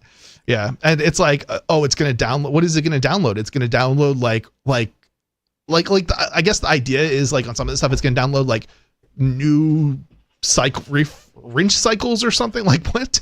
No, I made an exception. If it works from the beginning, then you don't need to download new rinse cycles or whatever. So don't buy that device. If it has to download it, that's a problem. That's literally a bad design. I have to clarify here. I do have one smart device. I have a smart litter box, and it is connected, I think, to my Wi-Fi. I'm not entirely sure. I'm pretty sure I connected to my Wi-Fi. And it notifies me when my cats use the bathroom. And this is actually a handy feature because I can clean it remotely. It's self-cleaning. Like, it flushes into the toilet, and it's the full thing, right? It blows itself dry. It runs water in there. It flushes it down the drain. I don't know what type of smart device this is, but is this connected to a service? Because that's the thing that drives me nuts the most. I don't have to pay any additional money, if that's what you mean. Yet. So the question is, newer models may have that, or in the future they may. Does it connect to a service? Are you going to a website of the company to access your administration page, or are you going to the IP address of the device to administer it? I don't know, because it's done via an app, and I haven't checked to see. So it's going through a central server that they're eventually going to charge for. Well, we don't know that. I would assume. 100% we know that's going to happen. Actually, we know the opposite is the case, because in order to connect it to the internet, I had to use the app. So the app connected via Bluetooth to the actual device at first. Okay. Now it's connected via Wi-Fi, so I can access the internet in order to do that. But if I'm there physically in the house, it will just use the Bluetooth. Yeah, but I guess the question becomes, so you need the app in order to administer it? In order to no, you can stand in front of it and press the button to make it flush. But remotely, that functionality is dependent probably on a service, I'm guessing, through that, because it hasn't. I would assume so. Yeah. So that's the thing. That's what they're doing. A lot of these companies, they're not charging you a service for it, but then later they go and they say, oh, well, we have to charge you a service for it. Well, I'm not going to do that. And then that functionality is lost if you don't pay the fee. I don't need it at this point, it's because quite malicious, really. I've got it on a schedule where it self-cleans at 4 o'clock every day, 4 a.m. and 4 p.m. And that's enough because I only have 2 cats. Mm-hmm. So that's already all done, right? But I did have to have the app in order to do that initial configuration, because it's only got like the clean button and some other button on it. So you can't actually get into it and configure it and set times and dates and all that crap. Yep. Without the app. Yeah, but that's the kind of device I would definitely not buy. Well, if you have a cat, I would highly recommend it. I understand the convenience of this, but I'm just, of course, I wouldn't have a cat. I don't own a cat either. So, right. But yeah, this is definitely the type of device I'd be like, hell no. That was the one exception that I was willing to make. I don't have any smart devices in my house except the litter box. And I honestly do not care if some corporation knows how many times a day my cats use the bathroom. Well, and you know the other messed up thing about these devices, these smart devices, is like you would think that they're just like how much data could it possibly be downloading or uploading, right? Well, when you actually begin to analyze these devices, it's gigabytes and gigabytes of like data like every day. And it's like, how do you even come up with that? How does a dishwasher or a fridge or anything type of device like that manage to come up with gigabytes of data up to upload, not download? We're talking about upload. Yeah, that's alarming. And it's really crazy. This is what like security researchers have found, or at least people who have like analyzed the traffic between their smart device and servers, basically. I know that there was this hacking competition, and there's regular hacking, or conventions rather. There was this hacking convention a number of years ago when smart cars and internet connected cars were like first becoming a thing in the 2016-2017 era. I remember reading about this hacker convention where they had a competition to see who could hack into a car the fastest. And on average, it was like 2 or 3 minutes at the most for one of these people to establish full and total remote control. It's 30 seconds and you don't have to be a hacker anymore. It's literally an app that you download. Yeah. But I mean, this would allow them to disable the vehicle remotely. And a lot of people are freaking out because Tesla can do this to their vehicles. Oh, yeah. Well, don't buy a car that has those features then. Well, manufacturers have actually remotely disabled people's cars now. Right, like Tesla. Yeah. So, yeah, it's crazy. It's crazy, yeah, like the idea that you could end up with a car that's disabled by your manufacturer because they don't like that you modified it, or that your technician like changed maybe not changed the oil, but changed the battery or something like that, so that it keeps working. Yeah. When I went skydiving a month or two ago, I don't know how long ago it was, the friend that I went with was telling me about this type of electric scooter automobile kind of thing where they have 3 different versions of it that you can buy at 3 different price tiers. And the only difference between them is software. It's basically like buying a 50cc motor, a 100cc motor, or a 150cc motor, but they all have exactly the same motors in them. They are all exactly the same, but software on the lower tiers locks your speed at like 40 miles an hour. At the medium tier, it locks your speed at like 50 miles per hour at the highest. And at the most expensive tier, it's fully unlocked and it can go up to 80 miles per hour or whatever. But in order to, you can buy this thing for $5,000 and you can get the lowest tier, but if you want the higher tier, you actually have to pay the company to upgrade your vehicle. But it's just software. Yeah, it's crazy. And that's completely crazy to me. It's a racket that only exists because of intellectual property. You should be able to modify that device to do what you want it to do. Yeah, it's yours. I've run into something similar with printers, and the printer world is crazy, just period. Anyway, but there's and this isn't even the worst of it, but there were 2 Canons I was evaluating for my company because we sell printers and other computers and accessories, and the difference between the $300 one and like the $900 one, the only difference was like literally one had PostScript support and one didn't. And I couldn't believe that PostScript is like what was basically the main feature that was differentiating between the business class and the consumer class of printer. And I'm just like, what? Like, this is not a $500 like difference. Like, this is just basic printing support. Every laser printer should have PostScript support, but nope, not on the lower end color laser model. Their black and white lower end laser model had PostScript support, but not the color laser model. And they had two different color laser models. So the consumer version was basically no PostScript, and the business version that was another $500 was like, was And it's crazy that companies can get away with that, like the electric scooter thing that I was talking about. I can't believe that they could get away with that. And if you hire some hacker or someone to modify or if you install custom firmware or whatever, you are likely to run afoul of some sort of terms of service violation. Now, this is a legal issue that is currently ongoing in the United States. But as far as we can tell, as far as I've been able to tell, you have the right to modify your hardware in whatever way you want. As long as it's not circumventing digitally protected content. Okay. That is what the digital Millennium Well, see, that wouldn't apply here prohibits. because that's what you're trying to do. Right. I don't think it would apply in this particular circumstance. The ink there was an ink case. I forget who the manufacturer was, but a lot of different ink manufacturers probably were doing this. But one of them, there was a case, and I think it may have gone all the way up to the Supreme Court. But either way, basically what they decided was it was completely legal to refill your own ink cartridges because even though it had digital restrictions, it wasn't protecting copyright protected content.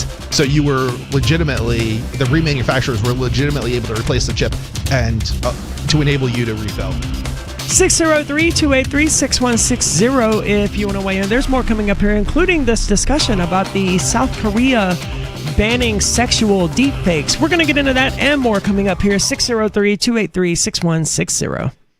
Hi, I'm Derek J.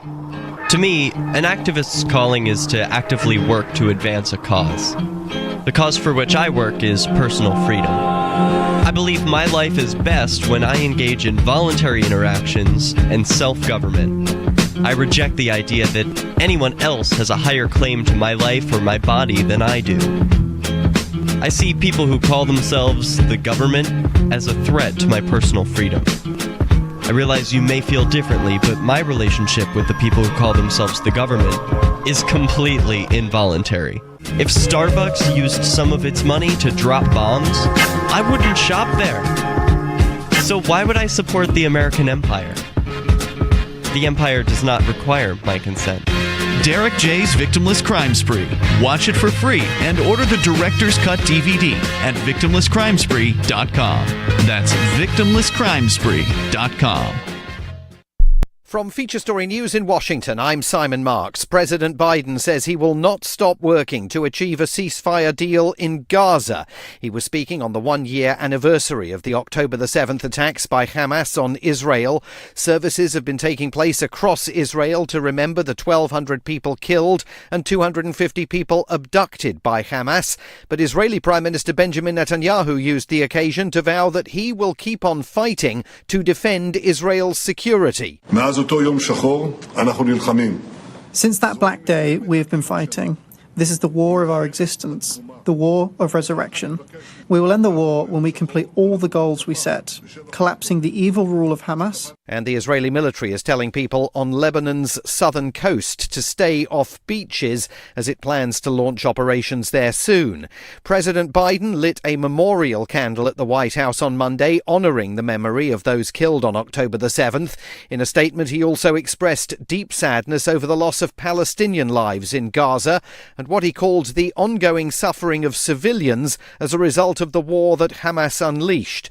British Prime Minister Keir Starmer called for an immediate return of all hostages still held by Hamas and said the violence in the Middle East must stop. The region cannot endure another year of this.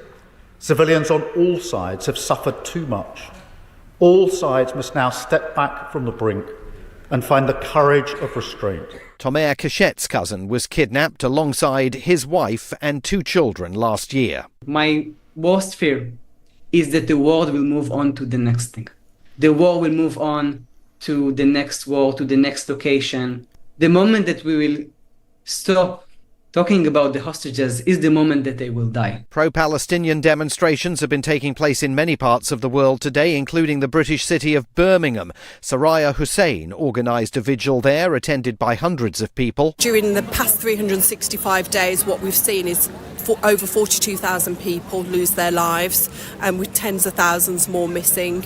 It's unbearable to watch one of the worst humanitarian crises that we've had to witness unfold before our eyes. In other news, Hurricane Milton, now classified as a Category 5 storm, is continuing to threaten loss of life and vast damage in Florida. FSN's North America correspondent Benji Hire reports. Milton is expected to make landfall in Florida by Wednesday night, hitting major population centers including Tampa and Orlando. Florida's officials are preparing for the largest evacuation there since 2017 when Hurricane Irma slammed into the state. America's southeast has already been impacted by a devastating storm in past days, with Helene killing hundreds of people and besieging parts of the Gulf Coast with flooding not seen in generations. From bureaus worldwide, this is FS. Our Matrix server is about as free as internet chat can be. Join the existing rooms or create your own at chat.freetalklive.com.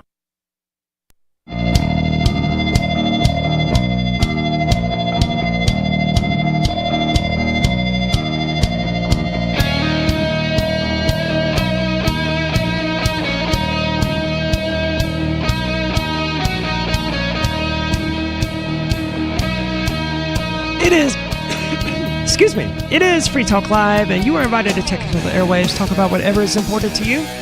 603-283-6160 if you would like to do that. Again, the number is 603-283-6160. With you in the studio tonight, it's Aria. And Mr. Penguin. And I want to tell you about the Free Talk Live podcast. We actually ended up taking last week off. Now, this was sort of intentional at first, and then it became accidental. I recorded an interview with these guys who were hosting a conference, and it was fun. And I decided that I was going to wait and upload it so that we had more time to record and edit previous episodes. We were taking a week off so that we could build up a gap, basically, so we'd be a week ahead on all future episodes, so that I wasn't so rushed. Like, we got to record it Tuesday, and I've got to edit it Wednesday and get it uploaded before I go to my job on Wednesday night. You know, this gives us an extra week. But then I went to upload the podcast, and it was gone. The whole interview that I recorded with these guys is gone. Just doesn't exist. None of the audio is on my computer.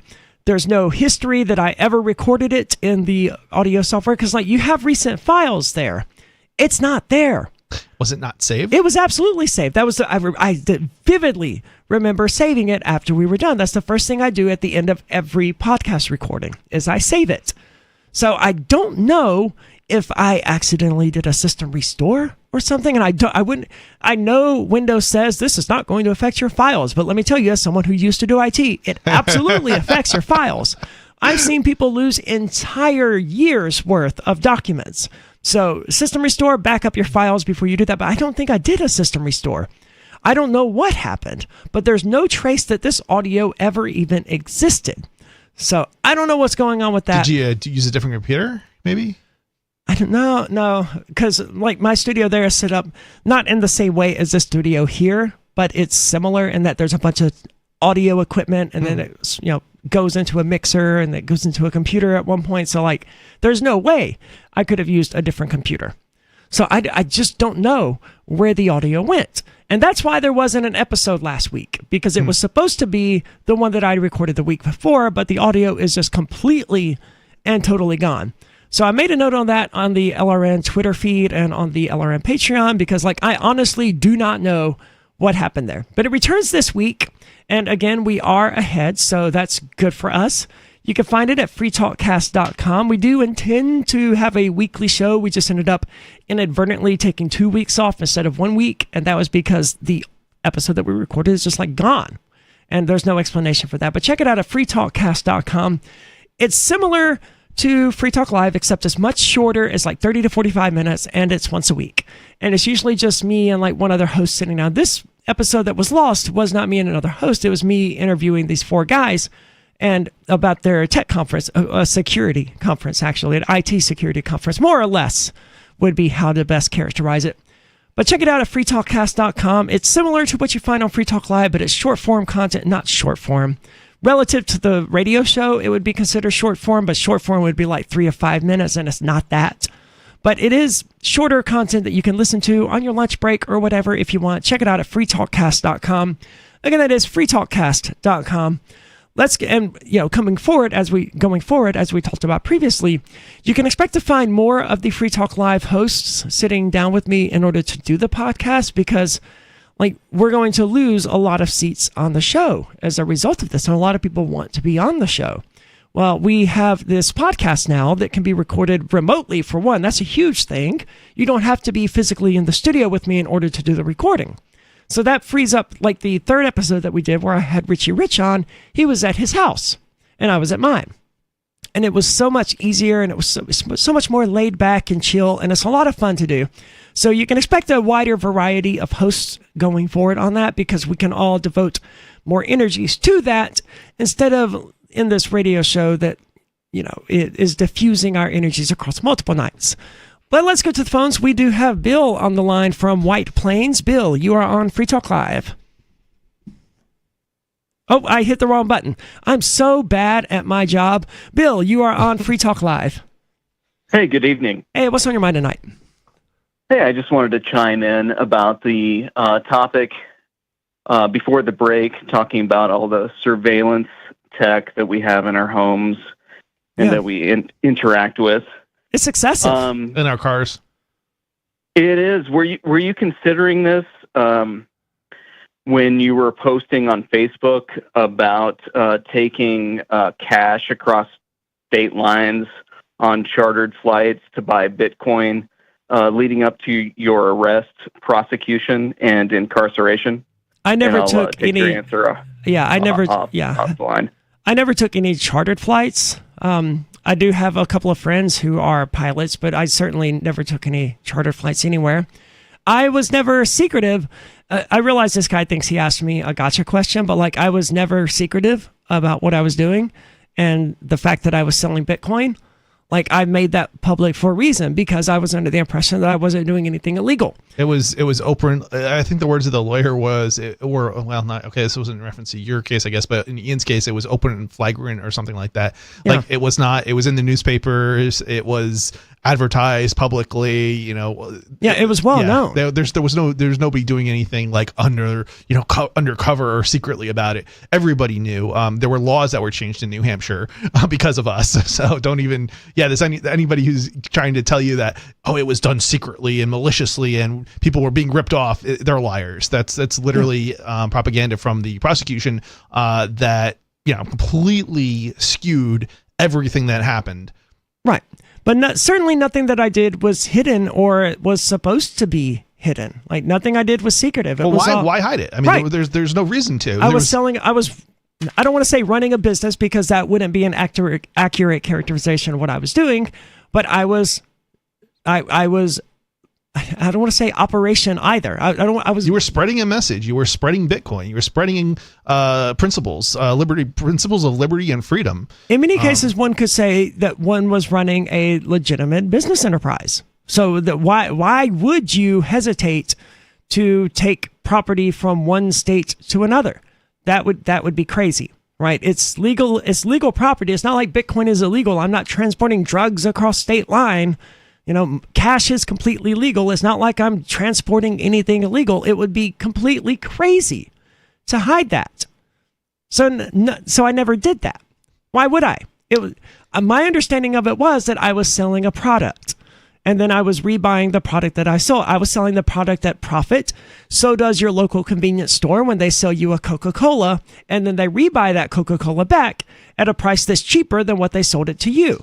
I was doing exactly the same thing, only it was Bitcoin instead of Coca-Cola. I mean, under the government's logic, if a company sells VPN subscriptions but they don't maintain the servers, just as an example, that could potentially be considered money laundering by the government, because somebody could take those subscriptions and purchase them and then use that as a means of laundering, which is crazy, because you could do that with anything, right? Right. But yeah, I mean, this is crazy. And under their logic, every single person who sells anything then has to assume that they have to register, because otherwise they're taking a risk of being a money launderer. It makes no sense, their rationale on the money laundering charge when it comes to Bitcoin. Yeah, if a friend of yours if you're a cashier at Walmart and a friend of yours smokes pot, and they come through, or they sell, and a friend of yours sells pot, let me be more specific. Maybe not even large amounts, just occasionally sells pot. If you accept that money for them on behalf of Walmart, if you allow them to make that purchase, you are engaging in textbook money laundering.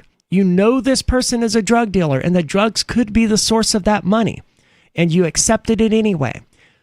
You are engaged in money laundering. Walmart would be engaged in money laundering. And that is such a wide interpretation of the law that it becomes ultimately invalid. Everyone becomes a money launderer at that point. And that was why the money laundering charge against Ian got ultimately dismissed by the judge, by the way, for anyone who was keeping track of all of that. But everything was completely above the book, above the board. Everything was normal. Why would I hide any of it? Money laundering charge was tied specifically to the drug sale that to the agent that tried to say he was selling drugs. But he actually refused that agent, so he wouldn't help that agent purchase Bitcoin. So yeah. Regardless, like anything could be considered money laundering when you start extrapolating the law to that degree. And there's a reason it didn't hold up in the legal system. As much as the legal system loves railroading people, that was too broad of an interpretation, didn't apply, got thrown out. But yeah, none of this was secret. Like I didn't know the FBI was watching me, but like I had a fairly, especially after running for sheriff, I had a pretty good reason to believe that I was on the government's radar. I mean, they were following you home for at least a month before they raided. Yes, but I did not know that. You didn't know that it was FBI as opposed to law enforcement? Okay, yes. I knew that Keene PD had been stalking me pretty much since I've lived in Keene. But in fact, I knew that was going on, so let me clarify. I did not know the FBI and the federal government were interested in me, but the degree to which Keene PD was involved in this federal case, in the words of my attorney, is highly unusual.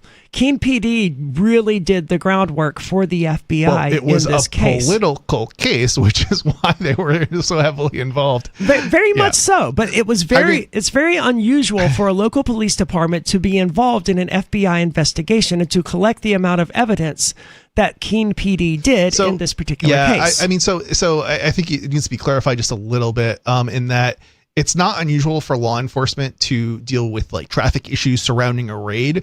That's not unusual.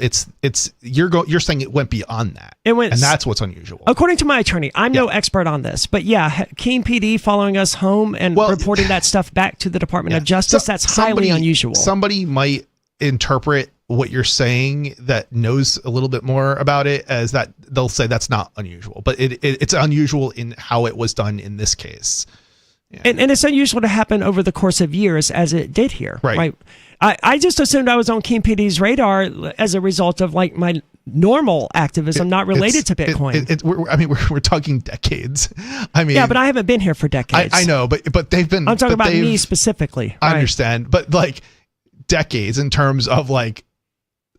I mean, they raided Free Talk Live studio in 2016. Well, the FBI did that, not Keene PD. I'm sorry, you're right. The FBI raided in 2016. And that's one of the critical distinctions here is that there is a huge difference between Keene PD and the FBI. And usually they are friendly with one another, but they don't work together hand in hand to the extent that they did in the Crypto 6 case against me and Ian. This building has also been raided by the Keene Police Department as well on at least one other occasion, maybe more than one other occasion. So like this idea that this isn't political is nonsense. It's the FBI, just the FBI alone raided on multiple occasions, let alone the other law enforcement raids, and all over stupid stuff. Like in the one instance, it was over a missing battery and a smoke alarm, and they were calling like one part of the building I'm trying to think what they called it exactly, like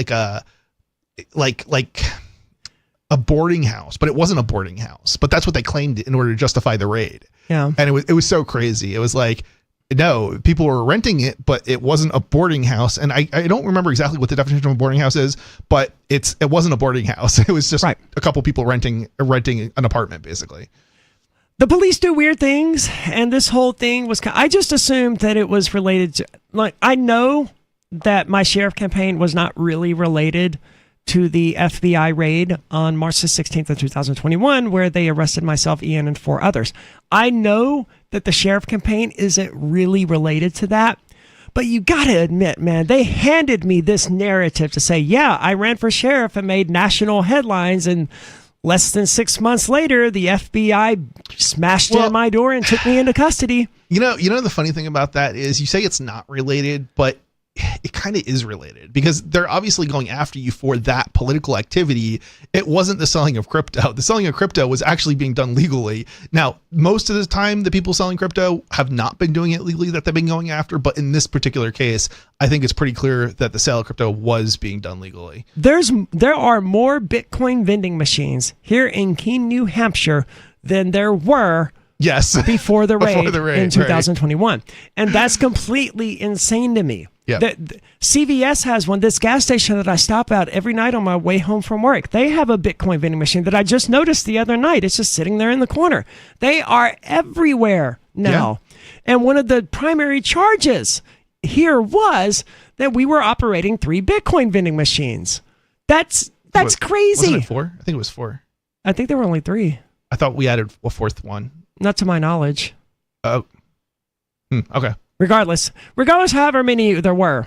Yeah. You know, it's crazy that there's so many more now than there were then. And none of these people seem to be having their doors kicked in by the FBI. No. Or being arrested. And the crazy thing about this, too, is whether it was 3 or 4, it doesn't even matter. That is not a lot of vending machines. Most of the people around us that have been in the business of vending cryptocurrency, like we're talking like the one person that we know that we met up with at one point had 80 vending machines. Okay. And that was a small number. And that was like 4 or 5 years prior to the raid. So they have hundreds of machines. When you're in business selling crypto, you probably don't have 3 machines, 1 or couple or a handful of machines. You have hundreds of machines. So this idea that the FBI would go after the church is absolutely insane. Well, let's go to the phones. We have Mr. N on the line with us. Mr. N, you are on Free Talk Live. What's on your mind tonight? Yes, hello. Good to see that you're back, Aria, and greetings, Mr. Penguin. I just wanted to talk about a couple of things here. I was looking at the Meta Glasses news. Have you all seen about how basically it can dox people just by looking directly at them and their faces?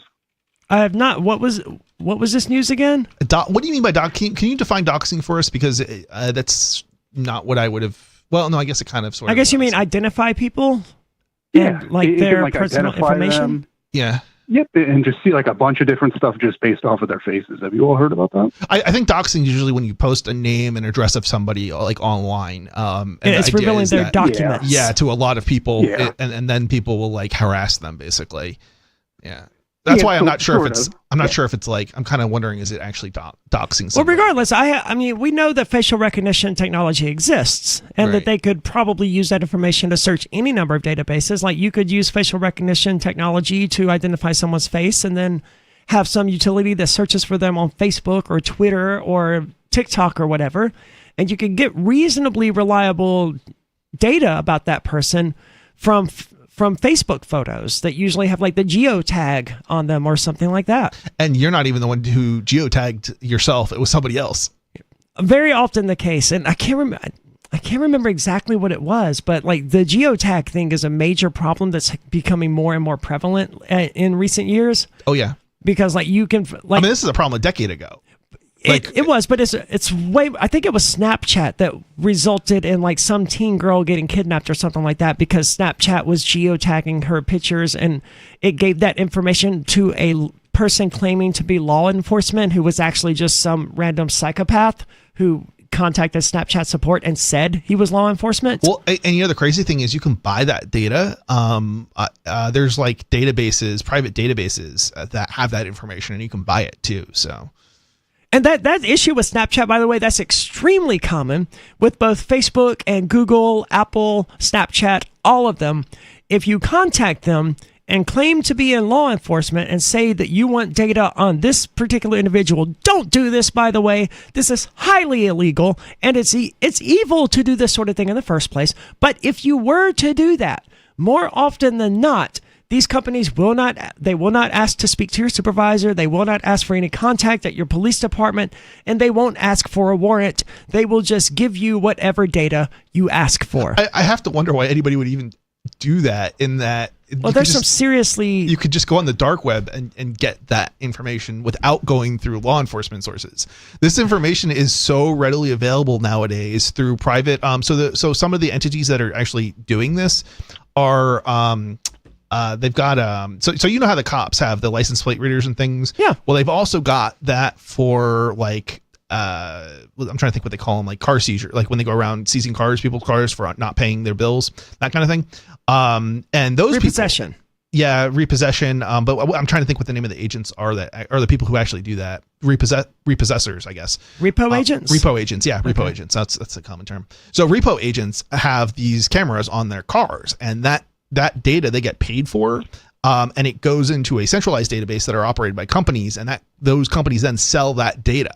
And like they've got database dumps, and it's not, and you might be thinking, well, that's just license plate data. That's not actually just license plate data. It's actually like faces and like text on t-shirts and things of that nature as well. So yeah. But a lot can be done with license plate data as well, which is really scary. In prison, there was this issue between this one guy called Noodles and someone else who I won't name. They got into a bit of an altercation. So Noodles' solution was when this kid, and he was a kid, by the way, when his girlfriend visited, he wrote down his girlfriend's license plate so that when he got on the outside, he could have people handle it. And we ultimately talked to Noodles, got him down from the edge, and got him to destroy this data that he had written down. But like, it's true. With just that information, with just this girl's publicly visible license plate, he could have found out exactly where she lived. And I told one of the things I told him was, dude, when this girl ends up raped and killed at 3 o'clock in the morning, this is going to be on you. Have you completely lost your mind here? And ultimately, yeah. I mean, he never really had his mind in the first place. This dude was way unhinged. But the really kind of messed up part about this is there was probably a 33% chance that he would have been arrested for it, because that's about what they find in terms of murders. Like 1 in 3 murders they actually go and prosecute somebody for. So yeah. Well, I think his plan was to hire someone to not. He didn't want to target the girl. He wanted to target the guy. But I was like, dude, if you're hiring people to go and attack this guy, and they find this young, hot 22-year-old there, she's not walking out of there unscathed, man. You need to recognize what you're really about to do, and what you're really about to do is unbelievably evil. And that's just with your license plate data. A lot of people from foreign countries visit and are shocked to learn that all people need to access your checking account are those numbers written on the bottom of your check. Oh yeah. That's all they need. Yep. They don't need anything else. They can get checks printed up online at like Vistaprint or whatever for $25. They can have checks made using your account numbers, and the bank will happily take those checks and will cash those checks or whatever. Security is not something that banks take seriously, or IT companies take seriously, programming companies, software companies, hardware companies. None of them take it seriously. And just think about this. The government, who's the government targeting the most? The people who are actually advocating for more secure systems, i.e. cryptocurrency. Yeah. They're not going after the banks. They're not saying, oh, banks, you need to actually secure your stuff. No, they're going after the people who are advocating for more secure systems and giving and providing solutions that are more secure so that you can help yourself. What else is on your mind tonight, Mr. N? Absolutely. It's getting really scary out there. I mean, you pretty much don't really own your own technology at this point anymore as well. Branching off the security thing here that you were mentioning and having home appliances and things like that. I know that there was a really scary incident I want to say about 3 or 4 years ago with some smart Wi-Fi bulb thing or whatever, one of those lights that you control with your Wi-Fi. And apparently it had some serious security concerns with that. And again, that's why, like open source, things like that, they really matter. Owning your stuff is very important. I mean, I have a motorcycle and pretty much I just work on that thing and I can repair it right down to every single last screw. I mean, you don't really own anything anymore. And it's getting scary. And I was actually talking to Mr. Penguin as well about a couple other things in regards to like printers and how, it's just pretty scary with that. it's pretty wild. Oh, yeah. What was I telling you about how with HP printers now, if you plug them in, not all of them maybe, but at least for I think most of the inkjet models, if you plug them in, you'll be able to print a single page, like a print job. But after that, it won't work. You can't send it any more print jobs. Yeah.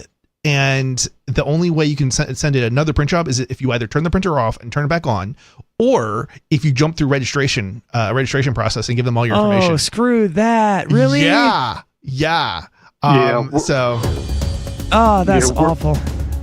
We're working in IT myself here, just trying to set up these printers nowadays. I mean, I miss the good old days about 10 years ago when I could just plug in the USB and just kind of set it and forget it. And now it's just even the USB ones you can't. You have to register. Thank you for the call tonight, Mr. N. Yeah, and printers never came with the USB cable anyway. You had to know that and buy it separately. I always hated that. There's more coming up here. It's Free Talk Live.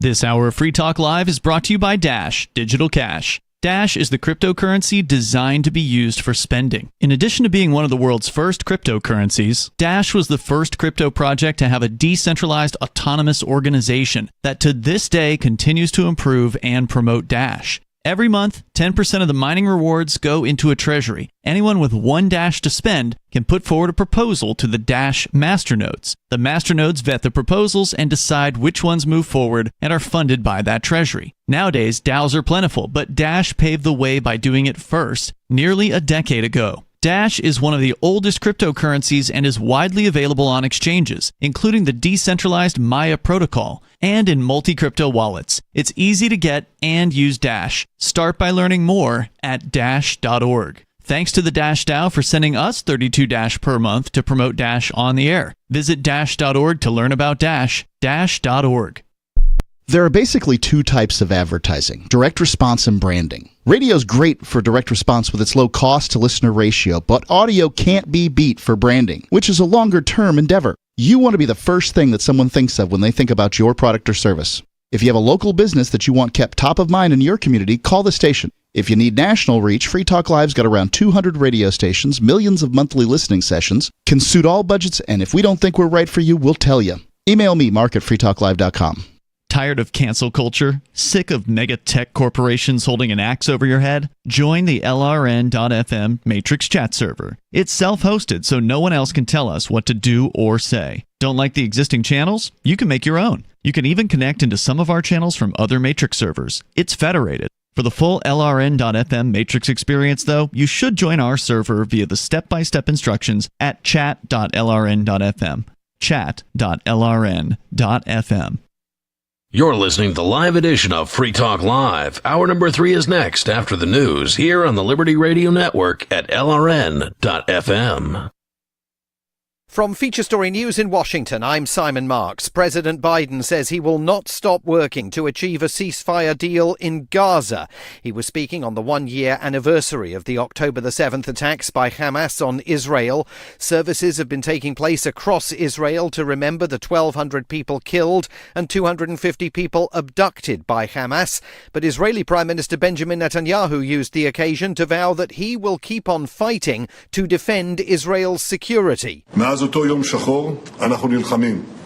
that black day, we have been fighting. This is the war of our existence, the war of resurrection. We will end the war when we complete all the goals we set, collapsing the evil rule of Hamas. And the Israeli military is telling people on Lebanon's southern coast to stay off beaches as it plans to launch operations there soon. President Biden lit a memorial candle at the White House on Monday, honouring the memory of those killed on October the 7th. In a statement, he also expressed deep sadness over the loss of Palestinian lives in Gaza and what he called the ongoing suffering of civilians as a result of the war that Hamas unleashed. British Prime Minister Keir Starmer called for an immediate return of all hostages still held by Hamas and said the violence in the Middle East must stop. The region cannot endure another year of this. Civilians on all sides have suffered too much. All sides must now step back from the brink and find the courage of restraint. Tomer Kashet's cousin was kidnapped alongside his wife and 2 children last year. My worst fear is that the world will move on to the next thing. The war will move on to the next war, to the next location. The moment that we will stop talking about the hostages is the moment that they will die. Pro-Palestinian demonstrations have been taking place in many parts of the world today, including the British city of Birmingham. Soraya Hussein organised a vigil there, attended by hundreds of people. During the past 365 days, what we've seen is over 42,000 people lose their lives, and with tens of thousands more missing. It's unbearable to watch one of the worst humanitarian crises that we've had to witness unfold before our eyes. In other news, Hurricane Milton, now classified as a Category 5 storm, is continuing to threaten loss of life and vast damage in Florida. FSN's North America correspondent Benji Hire reports. Milton is expected to make landfall in Florida by Wednesday night, hitting major population centers including Tampa and Orlando. Florida's officials are preparing for the largest evacuation there since 2017, when Hurricane Irma slammed into the state. America's southeast has already been impacted by a devastating storm in past days, with Helene killing hundreds of people and besieging parts of the Gulf Coast with flooding not seen in generations. From bureaus worldwide, this is FSN. With FSN Spotlight, I'm Simon Marks, looking today at President Biden's plans to meet allies in Germany later this week to discuss strategies in Ukraine as President Volodymyr Zelensky's forces prepare for winter. They suffered a big loss last week as Russia captured the Donbass city of Vuhledar, the latest in a series of losses in eastern Ukraine that are raising questions about Moscow's current strategic advantage. Bob McMahon is with America's Council on Foreign Relations. The Vuhledar fall is concerning, perhaps not in and of itself, but because of a set of dominoes that could be lining up where the Russians take one strategically important hub after another from this whole theater that Ukrainians had been holding on to tenaciously, and where they had inflicted heavy Russian casualties 2 years ago. Now the Russians are said to have kind of beefed up with a new crop of well-paid volunteers, according to some reports. So it's a tough moment for the Ukrainians. They are eagerly looking for some capabilities to be able to really create some harm and some pause on the Russian side. Their incursion into Kursk has not had the intended effect. And so they are looking for some sort of a firm commitment. And that is putting pressure on President Biden, who will meet with leaders of the quartet that brings the US together with Germany, France and the UK. He'll also preside over a meeting of the 32-nation Ukraine Contact Group as calls grow for the provision of fresh assistance to Kyiv. The main news again, services have taken place across Israel to remember the 1,200 people killed and 250 people abducted by Hamas on October the 7th of last year. Pro-Palestinian peace vigils have also taken place in the region and globally. And Hurricane Milton, now classified as a Category 5 storm, is continuing to threaten loss of life and vast damage in Florida. And that is the latest feature story news. Simon Marks reporting. It's now been 7 days since a group of hikers went missing in Maine's Acadia National Park, but rescue crews there are still holding out hope of finding them alive. Autistic reporter Michael Falk is on the scene there. Michael. Hello, Brooke. My socks got wet. That cameraman gave me new socks. I am fine. That's good, Michael, but what's the situation there? The names of the hikers are Casey Allman, Brian Emery, Ashley Thorson. The hikers were last seen 174 hours ago. Since then, 3 very big storms have hit here. There's a 1.24% chance that all of the hikers are alive. Why are you looking for the hikers? Well, we're still hopeful that we might be able to find them. There's been a break in the weather, so we're hoping that... Over the past 7 days, the average high temperature has been 21 degrees Fahrenheit. Over the past 7 days, the average low temperature has been 6 degrees Fahrenheit. Right. So we did another sweep of the park from the air, but we didn't see anything. Without shelter, the human body can withstand temperatures this cold for a maximum of 3 hours. Is there shelter in the forest for the hikers? Not that we know of. They're frozen. Well, we like Shh. This is the Onion News Network. You can stick it to the man and big tech. Join our FTL social mastodon at social.freetalklive.com.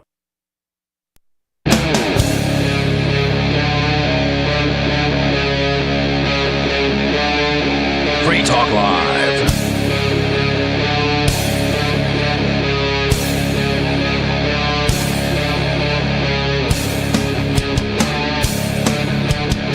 It is Free Talk Live, and you can join us, take control of the airwaves, talk about whatever is important to you. 603-283-6160 if you want to do that.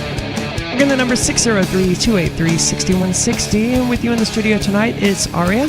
And Mr. Penguin. And I want to give a shout out to Ali. That is tonight's amplifier. You can find out more about that at amps.freetalklive.com. That's our Patreon. That link will take you directly there. Or you can just search for Free Talk Live on Patreon. You can join for as little as $5 per month, and you do get access to a few little perks, like we put the Free Talk Live podcast up there a little bit earlier, and there's technically a Free Talk Live, there's a AMP-only version of the audio archive, but it's identical at this point to the normal audio archive because we don't actually sell ads anymore. So don't join for that reason, but don't join because you want perks anyway. If you sign up to show your support, it should be because you like Free Talk Live, you value the show, you want to show your love and support, because that is largely how we are, doing the show these days, is thanks to viewers like you, or listeners like you, I guess I should say. So amps.freetalklive.com, Ali is doing that. We want to say thank you to Ali. Again, $5 per month, that gets you in. We don't ask for more than that. You can pay more than that. I think there are tiers all the way up to $50 per month. But again, we don't ask that. All we ask is $5 per month. amps.freetalklive.com. It's amps.freetalklive.com. Let's go to the phones, though. We have several calls on the line. We have first David from New Mexico. David, you're on Free Talk Live. What's on your mind tonight? Continuing down from previous conversations about privacy issues, potential spyware. So a couple scenarios. The first scenario being, and I won't use any brand names, so I'm not defaming anybody, but for instance, if you have a business that's in business doing whatever, and they offer an app to download, and if you're Apple, you downloaded Apple. If you're Google Android, you download it Play Store, or you have the option of going direct to their website and downloading it there as an APK file. You do in a lot of cases. Some now just have links to the Google Play Store, which I find frustrating. There are also third-party app stores that you can use, especially on Android devices. You can use things other than Google Play. Yeah, like F-Droid. And you can still download APKs from places if you know where to go in order to find those. And that is like an installer pack. It's just like an EXE on Windows or whatever the equivalent would be on Linux devices. I think it's like a Java applet, basically. Okay. On Android devices, at least. Okay, and what did you say? Asteroid was a F-Droid. It's F-Droid. I believe it's .org. But yeah, if you search for F-Droid in Google or wherever you whatever search engine you want to use, DuckDuckGo or whatever, you'll find it. It'll be like the top link. It's a licensing thing going on with Google Play and Android because Google owns Android. They bought it years ago, and they are in a sticky situation with wanting to put Google Play on Android devices. They can't necessarily make it required or something to that effect, but when you install custom firmware like Lineage OS or what used to be called CyanogenMod or SlimROMs or whatever, you could still install the Google apps on there, so you'd had access to the Google Play Store and other things like that. And they had different installers and things like that, but they also weren't allowed to bundle the Google Play apps or the Google apps with their firmware. You had to know how to install that yourself. It was all very weird and confusing in a way of keeping Google out of monopoly trouble in the way that Apple is consistently getting in trouble over the Apple Store. Well, I mean, so Google's business model is basically they release the source code for most of it, but they don't release the source code for the Google Play Store. If you basically fork, it's called forking. And if you fork Android, you have to give it a different name. So it would call an example would be the Lineage OS. But right? You can't call it Android? You can't call it Android because that's a trademark issue. Android was supposed to be open. Okay, I'm not going to get in a rant about that. The sources are available, but trademarks, that doesn't mean you can use their trademarks. It should mean that, though. Well, it has to do with the confusing, because if you make a change, then somebody will assume that it was a different entity that did it, and so that would be confusing. But anyway, I think the trademark thing is less of an issue than anything else. But what Google then does is they say if you want to use Android, okay, or if you want to install the Google Play Store specifically on the devices that you sell, you have to license that from us. And if you do that, then you also have to include certain other apps from us on your device as well. So I hate that about buying a new phone, is that it comes loaded with so much crap. Yep. Some of which you can't even uninstall anymore. Right. Yep. And this is why I loved Slim ROMs so much.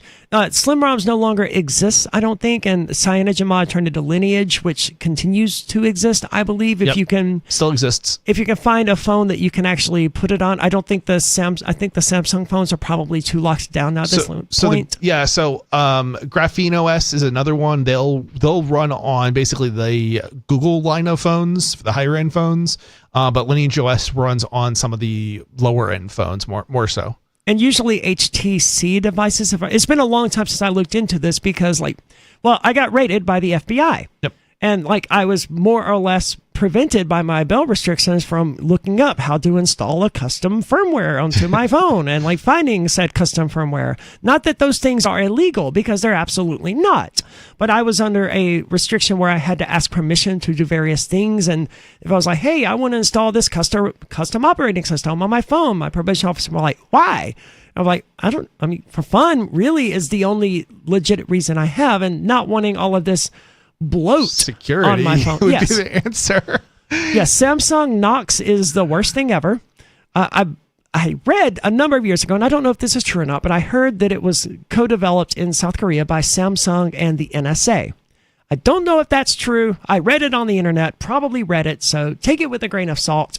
But it's not good, and I don't want the Samsung Bixby and all of the other crap that comes loaded onto a brand new phone. When laptops started doing this and desktops started doing this with Windows, it destroyed their market. You would buy a brand new computer from Walmart and it would have 30,000 things installed on it, and consumers hated it. And that's why if you buy a new laptop from Walmart now, it's not going to come with any of that crap because people had enough of it. But your phone, you don't have quite control over that like you do with a Windows computer. And you don't have a lot of control over a Windows computer either, but manufacturers did listen to the complaints in that regard. I was blown away. I touched a Windows system recently, a brand new one from a Walmart, and I think it was a Walmart, maybe a Staples, doesn't really matter.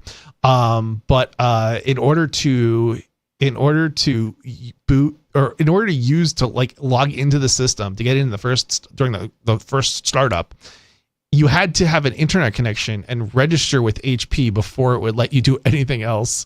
And I was just blown away by this. What if I don't have an internet connection? I can't use a computer I just bought? That just seems absolutely crazy to me. Yeah. And how about this question related to what I asked you to start with? Is there a difference between an app from a particular business downloaded through the Google Android Play Store versus one downloaded directly off the business's website in an APK file? So probably most of the time, no. But if it's something that you're getting from the F-Droid store, then there's a good possibility of it. Because what's different about the F-Droid store, there's all sorts of different stores that are not in the Play Store. And what's different about the F-Droid store versus everything else pretty much is that F-Droid is actually all of the apps that are in F-Droid are screened by an independent set of individuals to make sure that there's nothing malicious going on with those applications. And so if there is something malicious going on, it's either going to tell you what it is at a minimum, or and malicious is probably a bit of a stretch here. We're mostly talking about things like, if it connects to a proprietary service. So the sources are all there, but it's connected to a proprietary service that could potentially kick you off, like Telegram, for example. It will tell you that, right? But they'll make sure there's nothing malicious in the app. So there may be something here or there that isn't in the app that might be on the official Telegram site, for example. You also run the risk when you start installing apps from other places, and I hate to say this, but it does increase the risk of installing malware accidentally, especially from some of these places like apkpure.com and some of these others. You really have to know what you're doing, and you have to end up on a trustworthy website. So the best way to deal with these problems is install F-Droid, and then in the F-Droid store, there's a program called the Aurora store. It's like AURO, I think. Something like that. And if you install that, you can then install apps from the Google Play Store without actually having Google Play installed. And I generally wouldn't recommend installing anything from the Play Store because pretty much you're getting malware basically. You want to avoid the stuff from the Google Play Store. But if you feel like if you feel like you have to have something from the Google Play Store, that's the way to do it. If you're getting malware, in what form of malware may you be getting? Like, for example, it may be recording your voice, or it may be, it depends on the app and what permissions it has. But there's some legit malware out there that will spy on your phone. It will see your bank account logins, and it will send those back, and then your bank account will be drained. The same kind of viruses that could infect malware that could infect a computer, they infect phones as well. They exist. Yeah, a lot of the apps out there, like a McDonald's app, for example, is going to be logging all your information and sending it back to McDonald's, right? For example. But it's not going to steal your bank account information. It's not going to steal your bank account information, more than likely.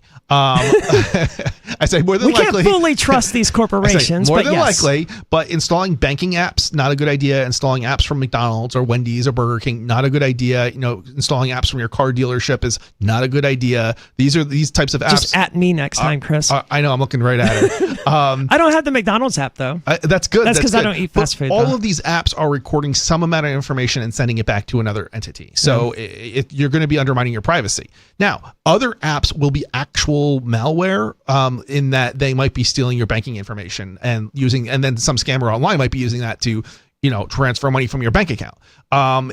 Those apps shouldn't be in the Google Play Store, but the filter process isn't that good. So they are in the Google Play Store. Well, even if they are filtered out of the Google Play Store, if a person is going to like apkpure.com, and I think I've never gotten anything suspicious off apkpure.com. I'm just using them as an example because they are an APK source that I know of off the top of my head.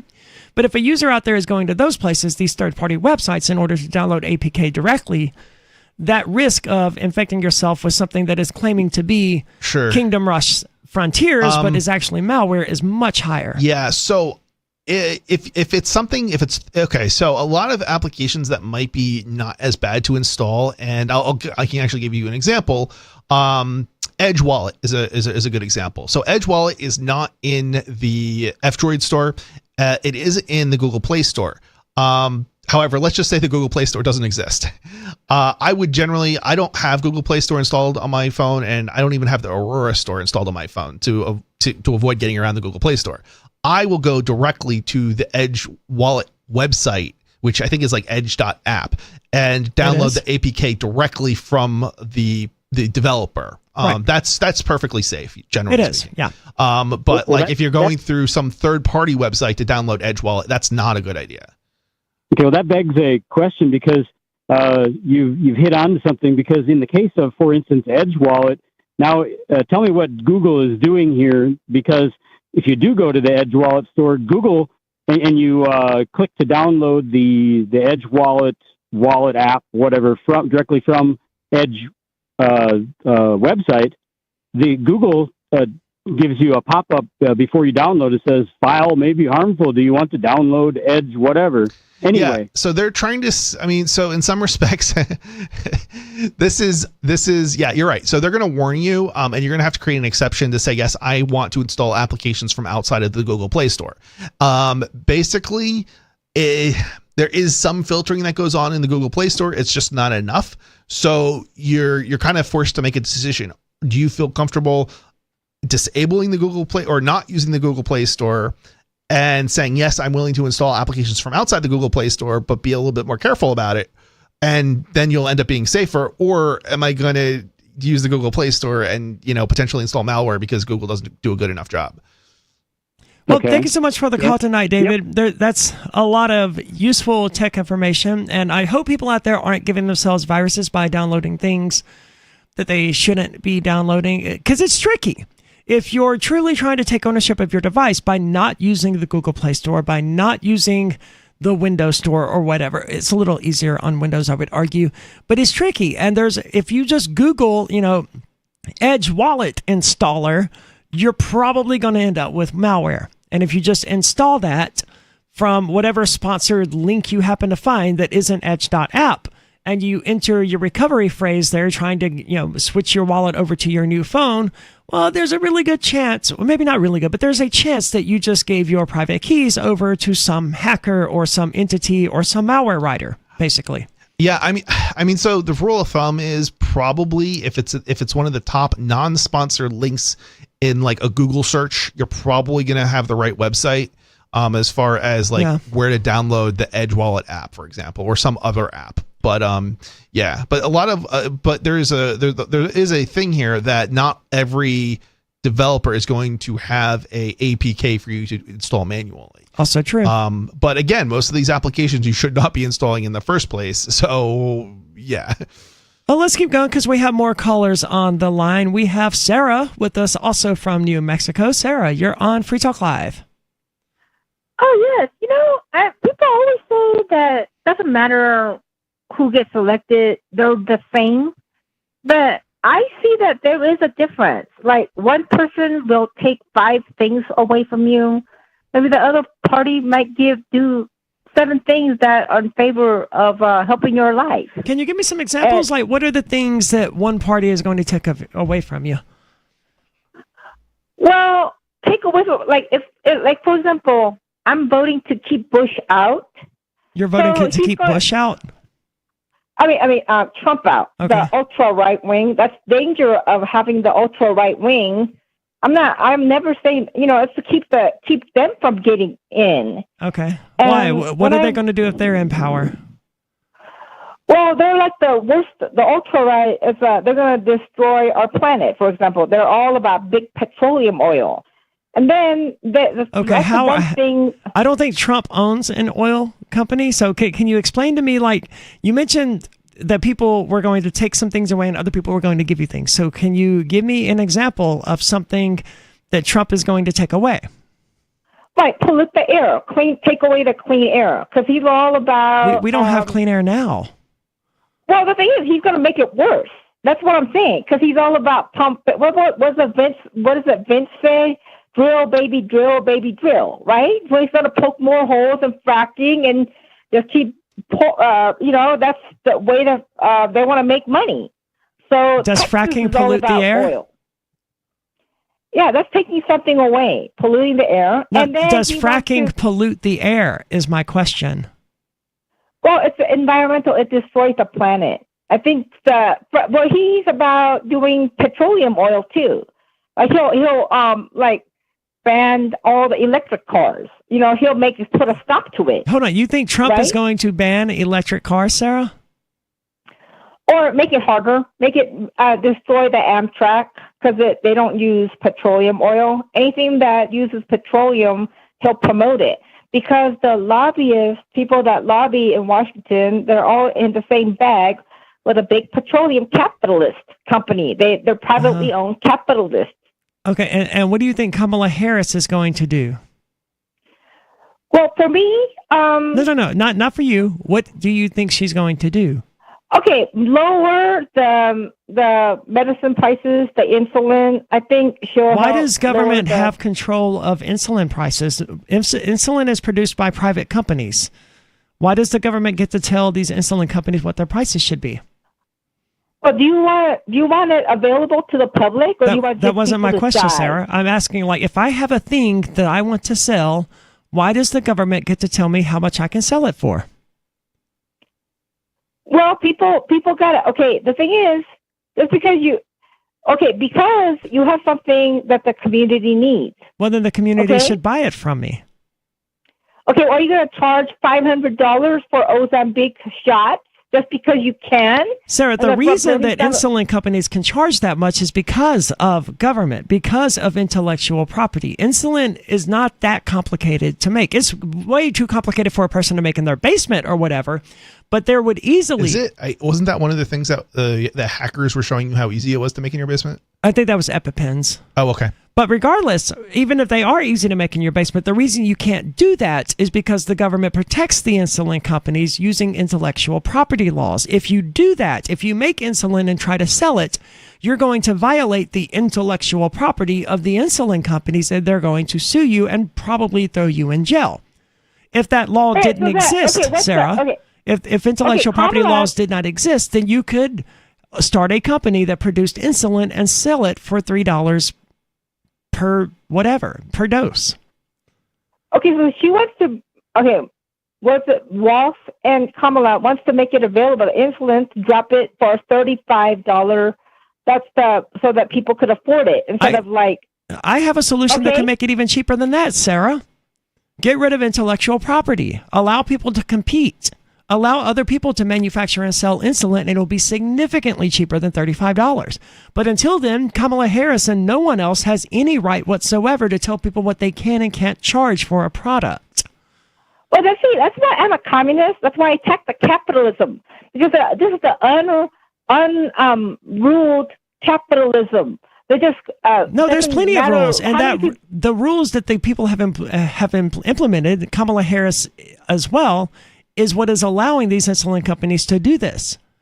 The Democrats are heavily in favor of intellectual property laws, especially now when they think that AI is coming to destroy their intellectual property rights. Very much in favor of intellectual property, and will keep these laws in place that prohibit other companies from doing things. Do you remember the hearing aids that we talked about a number of years ago, Sarah, that you could buy online for like super cheap, and they work just as well as good?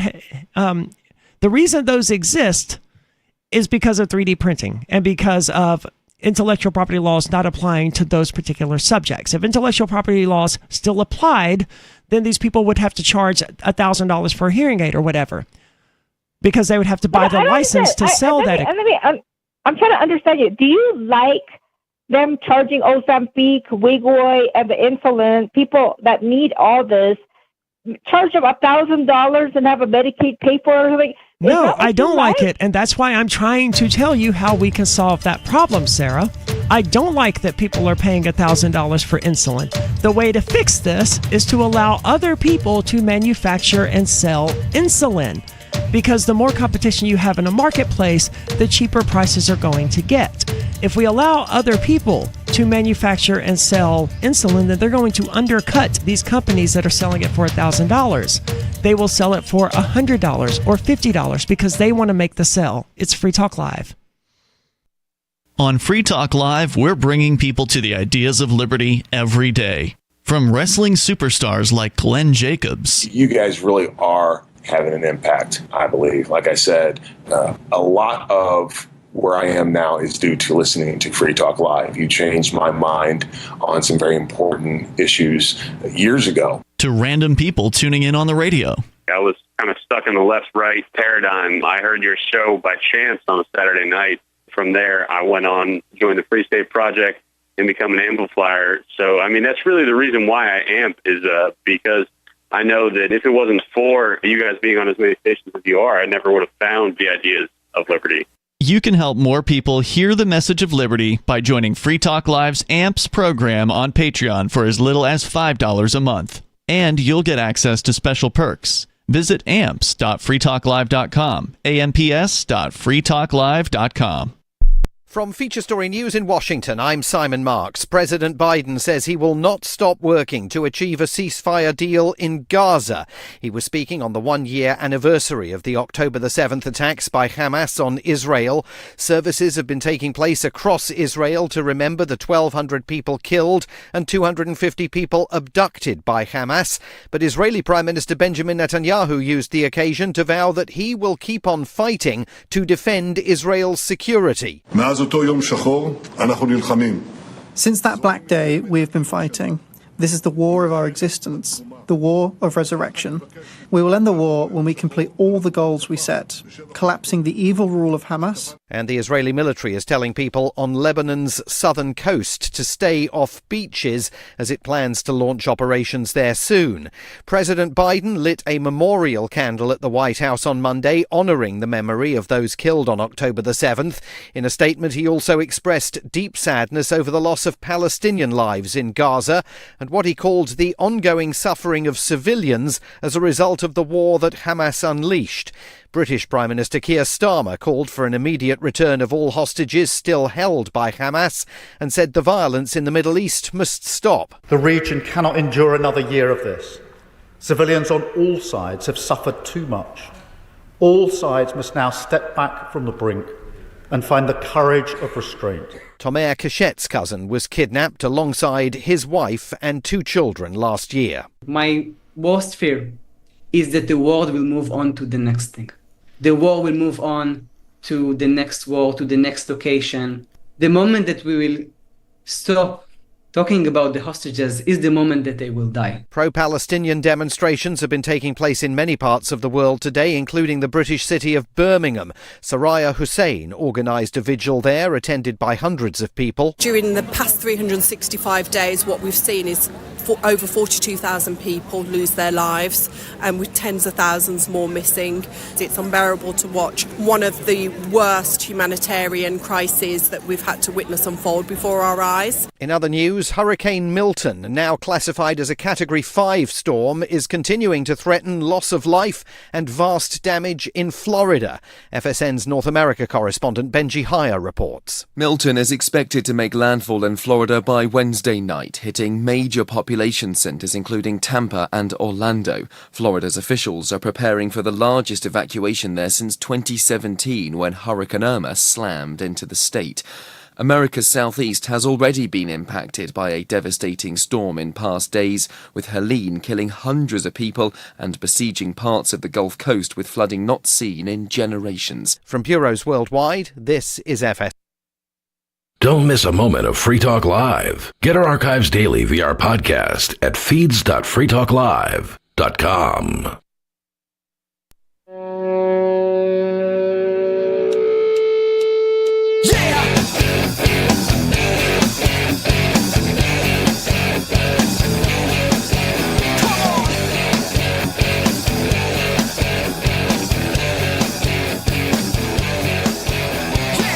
It is Free Talk Live. You can take control of the airwaves. There's still time if you want to get on the air with us. 603-283-6160. Again, the number 603-283-6160. And are you tired of the political signs that you see everywhere? Because I know I am. Driving back from a friend's house today, I happened to see one. It was actually a Lily Tang Williams sign. Dave Ridley called the show earlier to talk about her campaign. And I noticed that someone had taken a poster board and written the word freedom over it and drew an arrow down, and they put the word freedom on this poster board above her sign so that it looked like freedom, and it pointed down to Lily Tang Williams. And like, this really got me thinking about how crazy it is to think that you're going to achieve freedom by voting. That's crazy. That's legitimately crazy. You're going to achieve freedom by giving other people power over you? That's crazy. That's absolutely crazy. If you're tired of all of this negativity, I watch YouTube a lot, especially as I'm falling asleep, and I use it on my television. I realize how awful that is, but because of that, I have to see ads, and so many of the ads are political campaigns. Can I just see an ad for Tide laundry detergent, please? Instead of Kelly Ayotte or whoever else is running for... I don't even know who her opponent is. That's how much propaganda I've seen. And I've seen no pro-Kelly Ayotte... that's not true. I've seen a couple of pro-Kelly Ayotte propaganda videos. Not very many. The vast majority of it is just why Kelly Ayotte is the worst candidate ever. She's the devil. I don't know anything about this lady. Nothing about her except what I've learned from these ads that are just spewing propaganda at me. But I don't even know who her opponent is. And this is in New Hampshire. New Hampshire, I've read online, has one of the most impactful governor elections in the United States this year. This is the second most watched election, right behind the presidential election. And I mean, there's probably a pretty big gap between the presidential election and the New Hampshire governor election, but it's still the second most intense election. And I don't even know who's running. That's partially because I don't care, but it's also because the ads I'm getting from YouTube are only making me aware of the existence of Kelly Ayotte. And most of them are telling me how she's the devil. Other than the ones that come along with her saying, no, look, I'm really not the devil, I promise. I don't really care. But I'm sick of it. And I imagine that you too out there listening are sick of it. So may I make the suggestion, of not voting. I have an even better vote. suggestion. There's this plugin called uBlock Origin. Install it. You won't see any of the political ads. I on can't the install internet. it on my television though. That's you're using that. Oh, that's a bad idea. Yes, I prefaced with that. I did. I prefaced with that. It's solely, I could easily, well, not easily, but I could connect a laptop to it and do it that way. Connect a computer to it, install uBlock Origin, and then watch YouTube through the Firefox or LibriWolf, even better browser. I've been using Brave lately, and I've been relatively happy with it. I stopped using Google Chrome. Brave might block it too. I don't know how it does. Oh, it might actually include uBlock Origin. Brave. It blocks ads. I know. It might be using the uBlock Origin even. And I noticed in the 2016 era how bad the internet had gotten just with ads in general, and it improved a bit for a little while. But I've noticed we're right back to that. Every day I wake up and I just look in my Google News feed because I'm interested in video games and rock music, so my news feed is pretty much custom tailored to those things. And I'll occasionally see an ad on IGN, or Game Rant, or whatever not an ad, an article that I want to read. And if I open that article, then it's just filled with advertisements. Like 1 inch of space is the actual text of the article. And then every 2 lines, there's an ad. And then there's an ad at the top. And there's a video playing at the bottom of the page. And I'm just being bombarded with advertisements. And it's the worst experience on the planet. It's such a terrible user experience. Yep. uBlock Origin will block ads for the most part. And if you need to access a website that is like a news website that blocks you unless you pay for it, there's another site called archive.is, and you can get around that. Yep. So install the Brave browser. They are not a sponsor of this show. Nope. I'm just telling you this from personal experience. Install the Brave browser. Use Google Chrome because it's already customized for your preferences if you want. But click the article, copy and paste that link of that article that's driving you crazy. Copy it, paste it in a Brave browser, and read it there with no ads. And you'll find how much better the article flows when you don't have to scroll past an ad every 2 lines of text. It's seriously unbelievable how bad ads have gotten on the internet.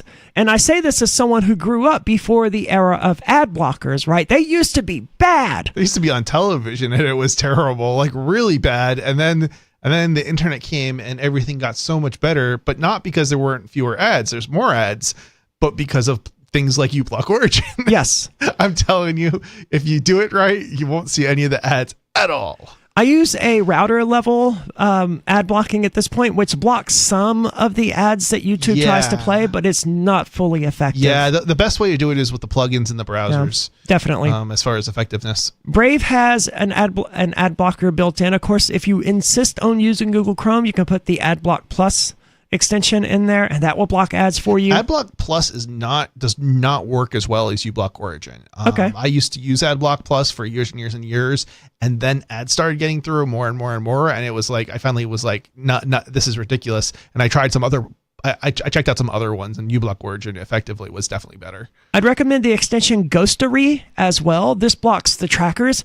You don't see the trackers when you go to a website. These are things run by Amazon and Facebook and Google and hundreds of other companies that are monitoring your interests and selling them to advertisers. Well, yeah, selling them to advertisers. There's usually, if you go to GameRant.com and you click one of these articles and you have Ghostery installed, it's going to make you aware of the existence of... I've seen hundreds of trackers on some of these websites, and these are all different companies that are tracking your behavior. They're saying, oh, this person at this IP address is interested in Kingdom Hearts. Okay, well, let's make a note of that.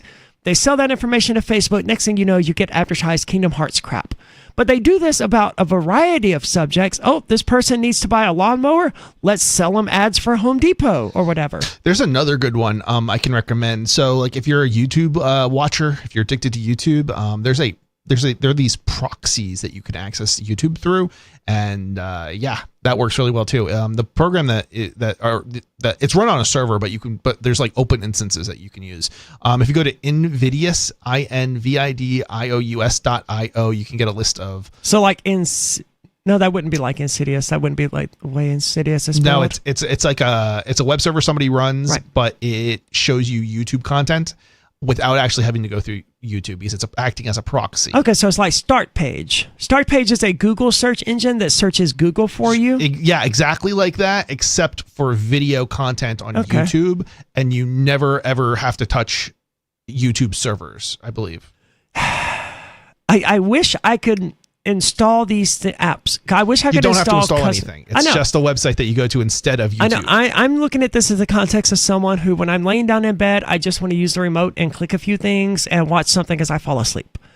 Yeah, and me too. I really wish I could just... It's a little bookmark, and there's actually another plugin you can install, a redirect plugin. So whenever you type in YouTube, it redirects you to the video, the equivalent on one of these proxy services, NVIDIA instances.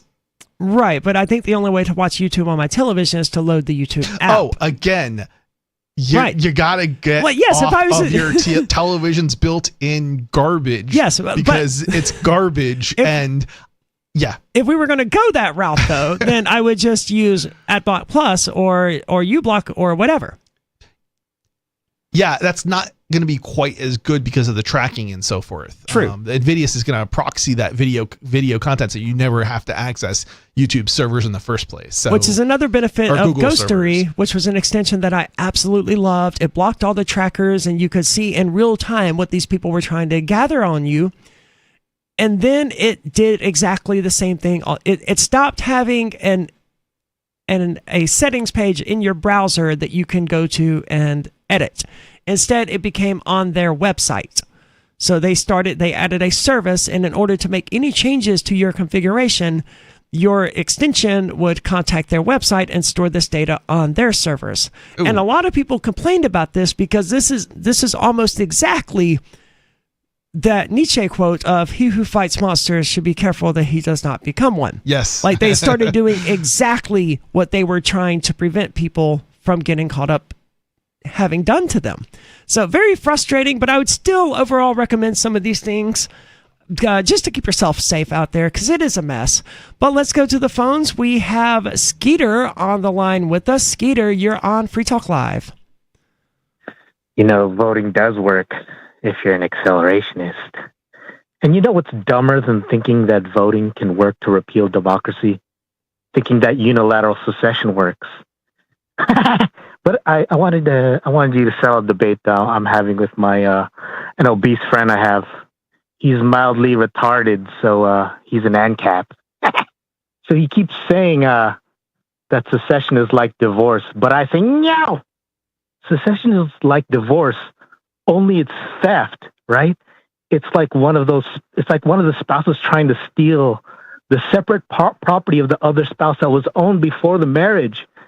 And that's why you guys are seen as dangerous enemies in the eyes of the citizens.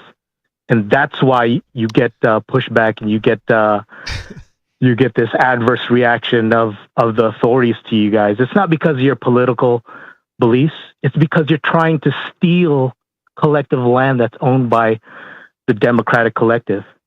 And that makes you the a threat, federal just government like any owns foreign almost enemy. no land in New Hampshire. You know that, right? No, I'm talking about the citizenry.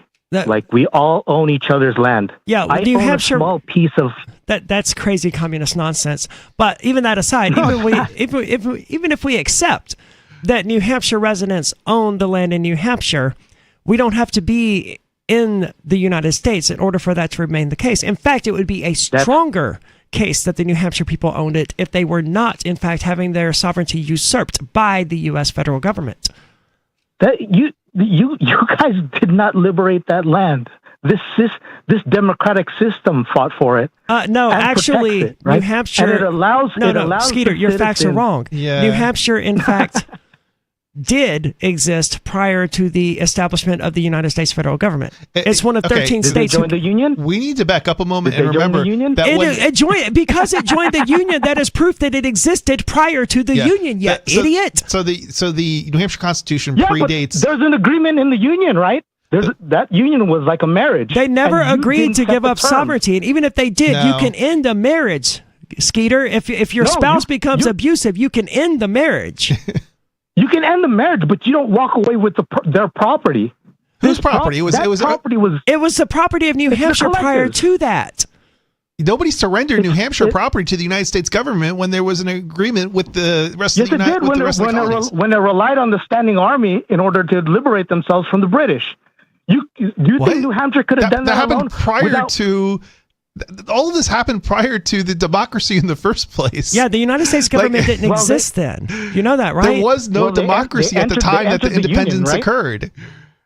Did they enter the Union or not? Way after the British Empire was overthrown. It was a couple years after that. It was an independent country before. Who set the terms? You guys were born into this system, and you're entitled to the value added, the value you added to the property, but you cannot. You're not entitled to the entire property. Actually, Skeeter, my family was here first. My family has been here since 1612.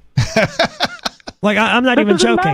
Yeah, that doesn't matter. Oh, I thought we were going back to who was here first. My claim doesn't matter because there were my partner actually. My claim doesn't matter because there were people here in the 1700s who made this claim. Well, the people in the 1700s, their claim doesn't matter because my people were here in 1612. My people were here first. My partner also actually, his family dates back to, like before the British Empire and everything. Well, not before the British Empire, but before the Civil War at a minimum, or not the Civil War, the Revolutionary War with Britain, right? It goes back hundreds of years, and the towns or the graveyards or I don't know, something is like named after his family actually.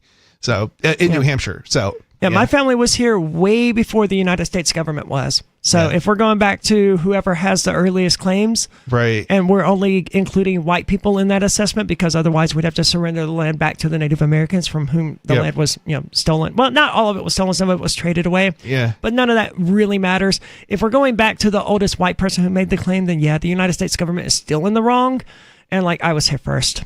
Yeah. So this is really kind of a stupid way to like look at it and argue it. And Skeeter even acknowledged that it's like a divorce. He literally said, well, it's like a divorce. Yes. And you can divorce your spouse. Yeah. And if your spouse is beating you and they've done terrible things to you, you can divorce your spouse. But if they have done terrible things to you, the judge will in fact award you this thing called alimony, because we recognize as a society that when you end a divorce like this, it may screw over one party or another. And even if the United States did somehow take control of New Hampshire land when New Hampshire joined the Union, which by the way, is complete nonsense. No one ever agreed to that. But even if that was the case, by all historical precedents, New Hampshire should get that land back as alimony by divorcing the United States government. So the argument that Skeeter is making might apply better if it was applied to like Arizona and some of the western territories that became states. As a result of like the Louisiana Purchase? Yeah, maybe not. I don't know. And more of their land masses is federally owned. Right, it's federally owned. But that occurred when it became when those states became states, basically. Whereas New Hampshire existed prior to like the U.S. government's existence. It did indeed. Let's keep going with the phone. Someone who's not completely unhinged and who actually makes sense when they talk. Major Payne, you're with us here on Free Talk Live. Yeah, I got kin that goes back before the Revolution too. My grandmother was what they call a daughter of the American Revolution, which is lineage before the Revolutionary War. Oh, I got one that tops you. My partner's mother has Native American lineage. So there you go. That does win. Yeah. Well, my ex-wife is half Cherokee, so I got you on both sides of that coin. Oh, hold on. I believe his mother is like full-blooded. Like I don't know what tribe, but full-blooded. So I think I think he beats you on that one. I got kids that are Native. I got kids that are Native American, and then I got white people that came to Plymouth Rock too. So I think I got all the bases covered on that one. Fair enough. I think we're both pretty good on this. Yeah.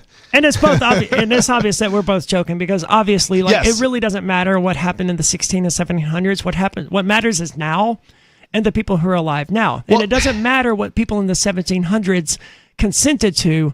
They had no right whatsoever to consent to something on behalf of people who would live future generations down the line. I think we have a problem when it comes to like trying to make these kinds of arguments that the problem is a lot of bad things happened in the past, right? Like you can't blame the people that are here today for what occurred by ancestors hundreds of years ago. I mean, it's just we can't work like that. You broke out a lot, Major Payne. What did you say? I said, let's not get all spun off into reparations and that garbage. Anyway, you guys were talking about automotive security. Oh, first off, before I get into that, I agree with who was at the beginning of the show that wanted you guys to keep doing more shows, because as far as I knew, you were only doing 4 shows. I lost you guys on the radio a long time back when Dave. Really. Yeah. But I lost you guys on the local radio station back when all this bad PR came up with you guys, then the Crypto 6 and whatnot. You got canceled by a lot of stations. Well, mine was one of them. Did you call your radio station and try and get us back?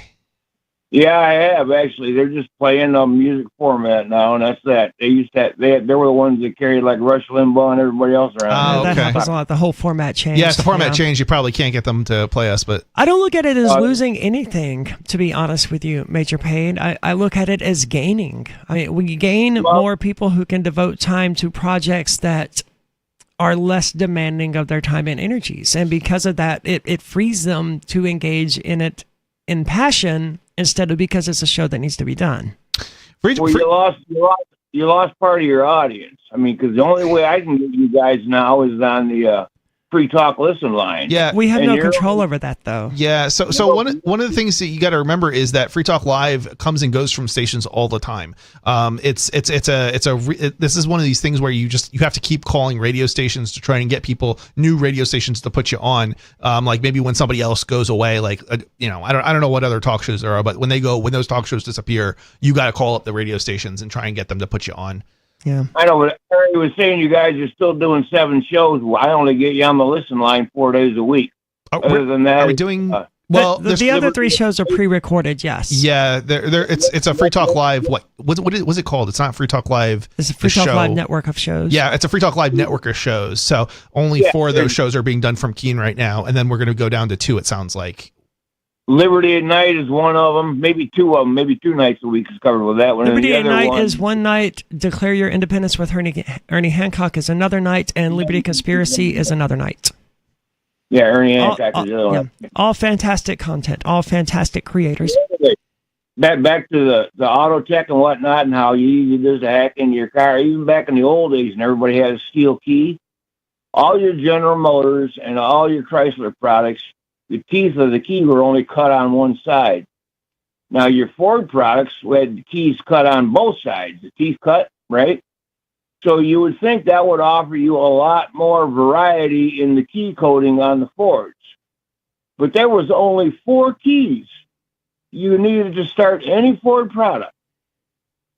4 different keys. So they reused the same teeth marks basically for multiple vehicles and only had 4 different varieties to use? Yeah, that doesn't surprise me. I know people who have driven away other people's cars.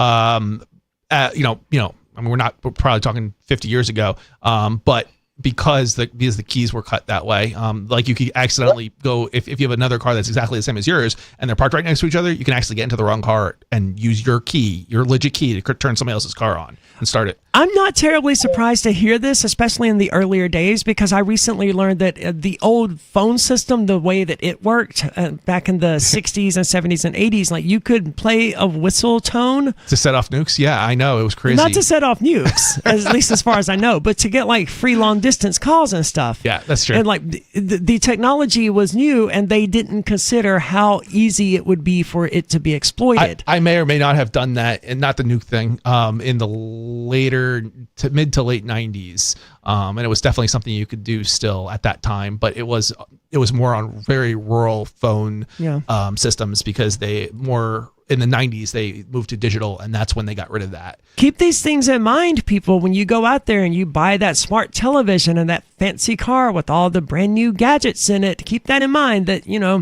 Just a few decades ago, you could blow a whistle into your phone at a certain frequency and unlock free long distance, and your next door neighbor could accidentally start your car and drive away in it instead of his.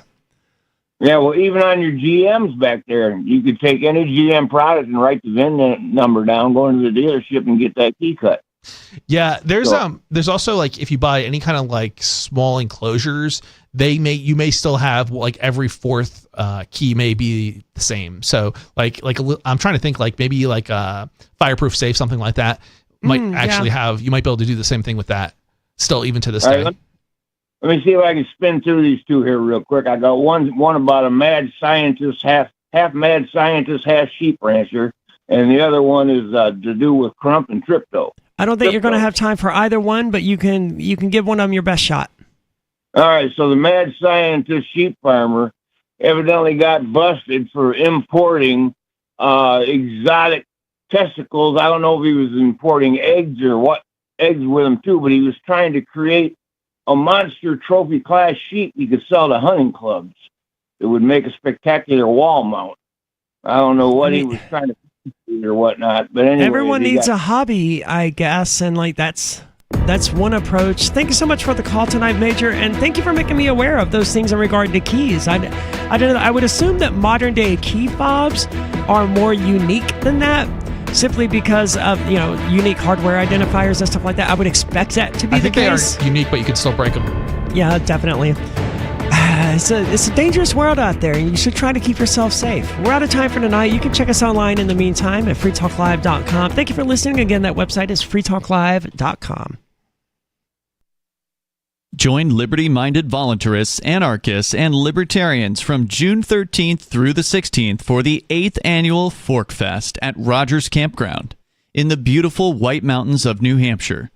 Forkfest is a fork of the Porcupine Freedom Festival, which has sold out in recent years. Forkfest happens the weekend before the Porcupine Freedom Festival. Forkfest is decentralized, which means that there's no ticket cost and no one is in charge.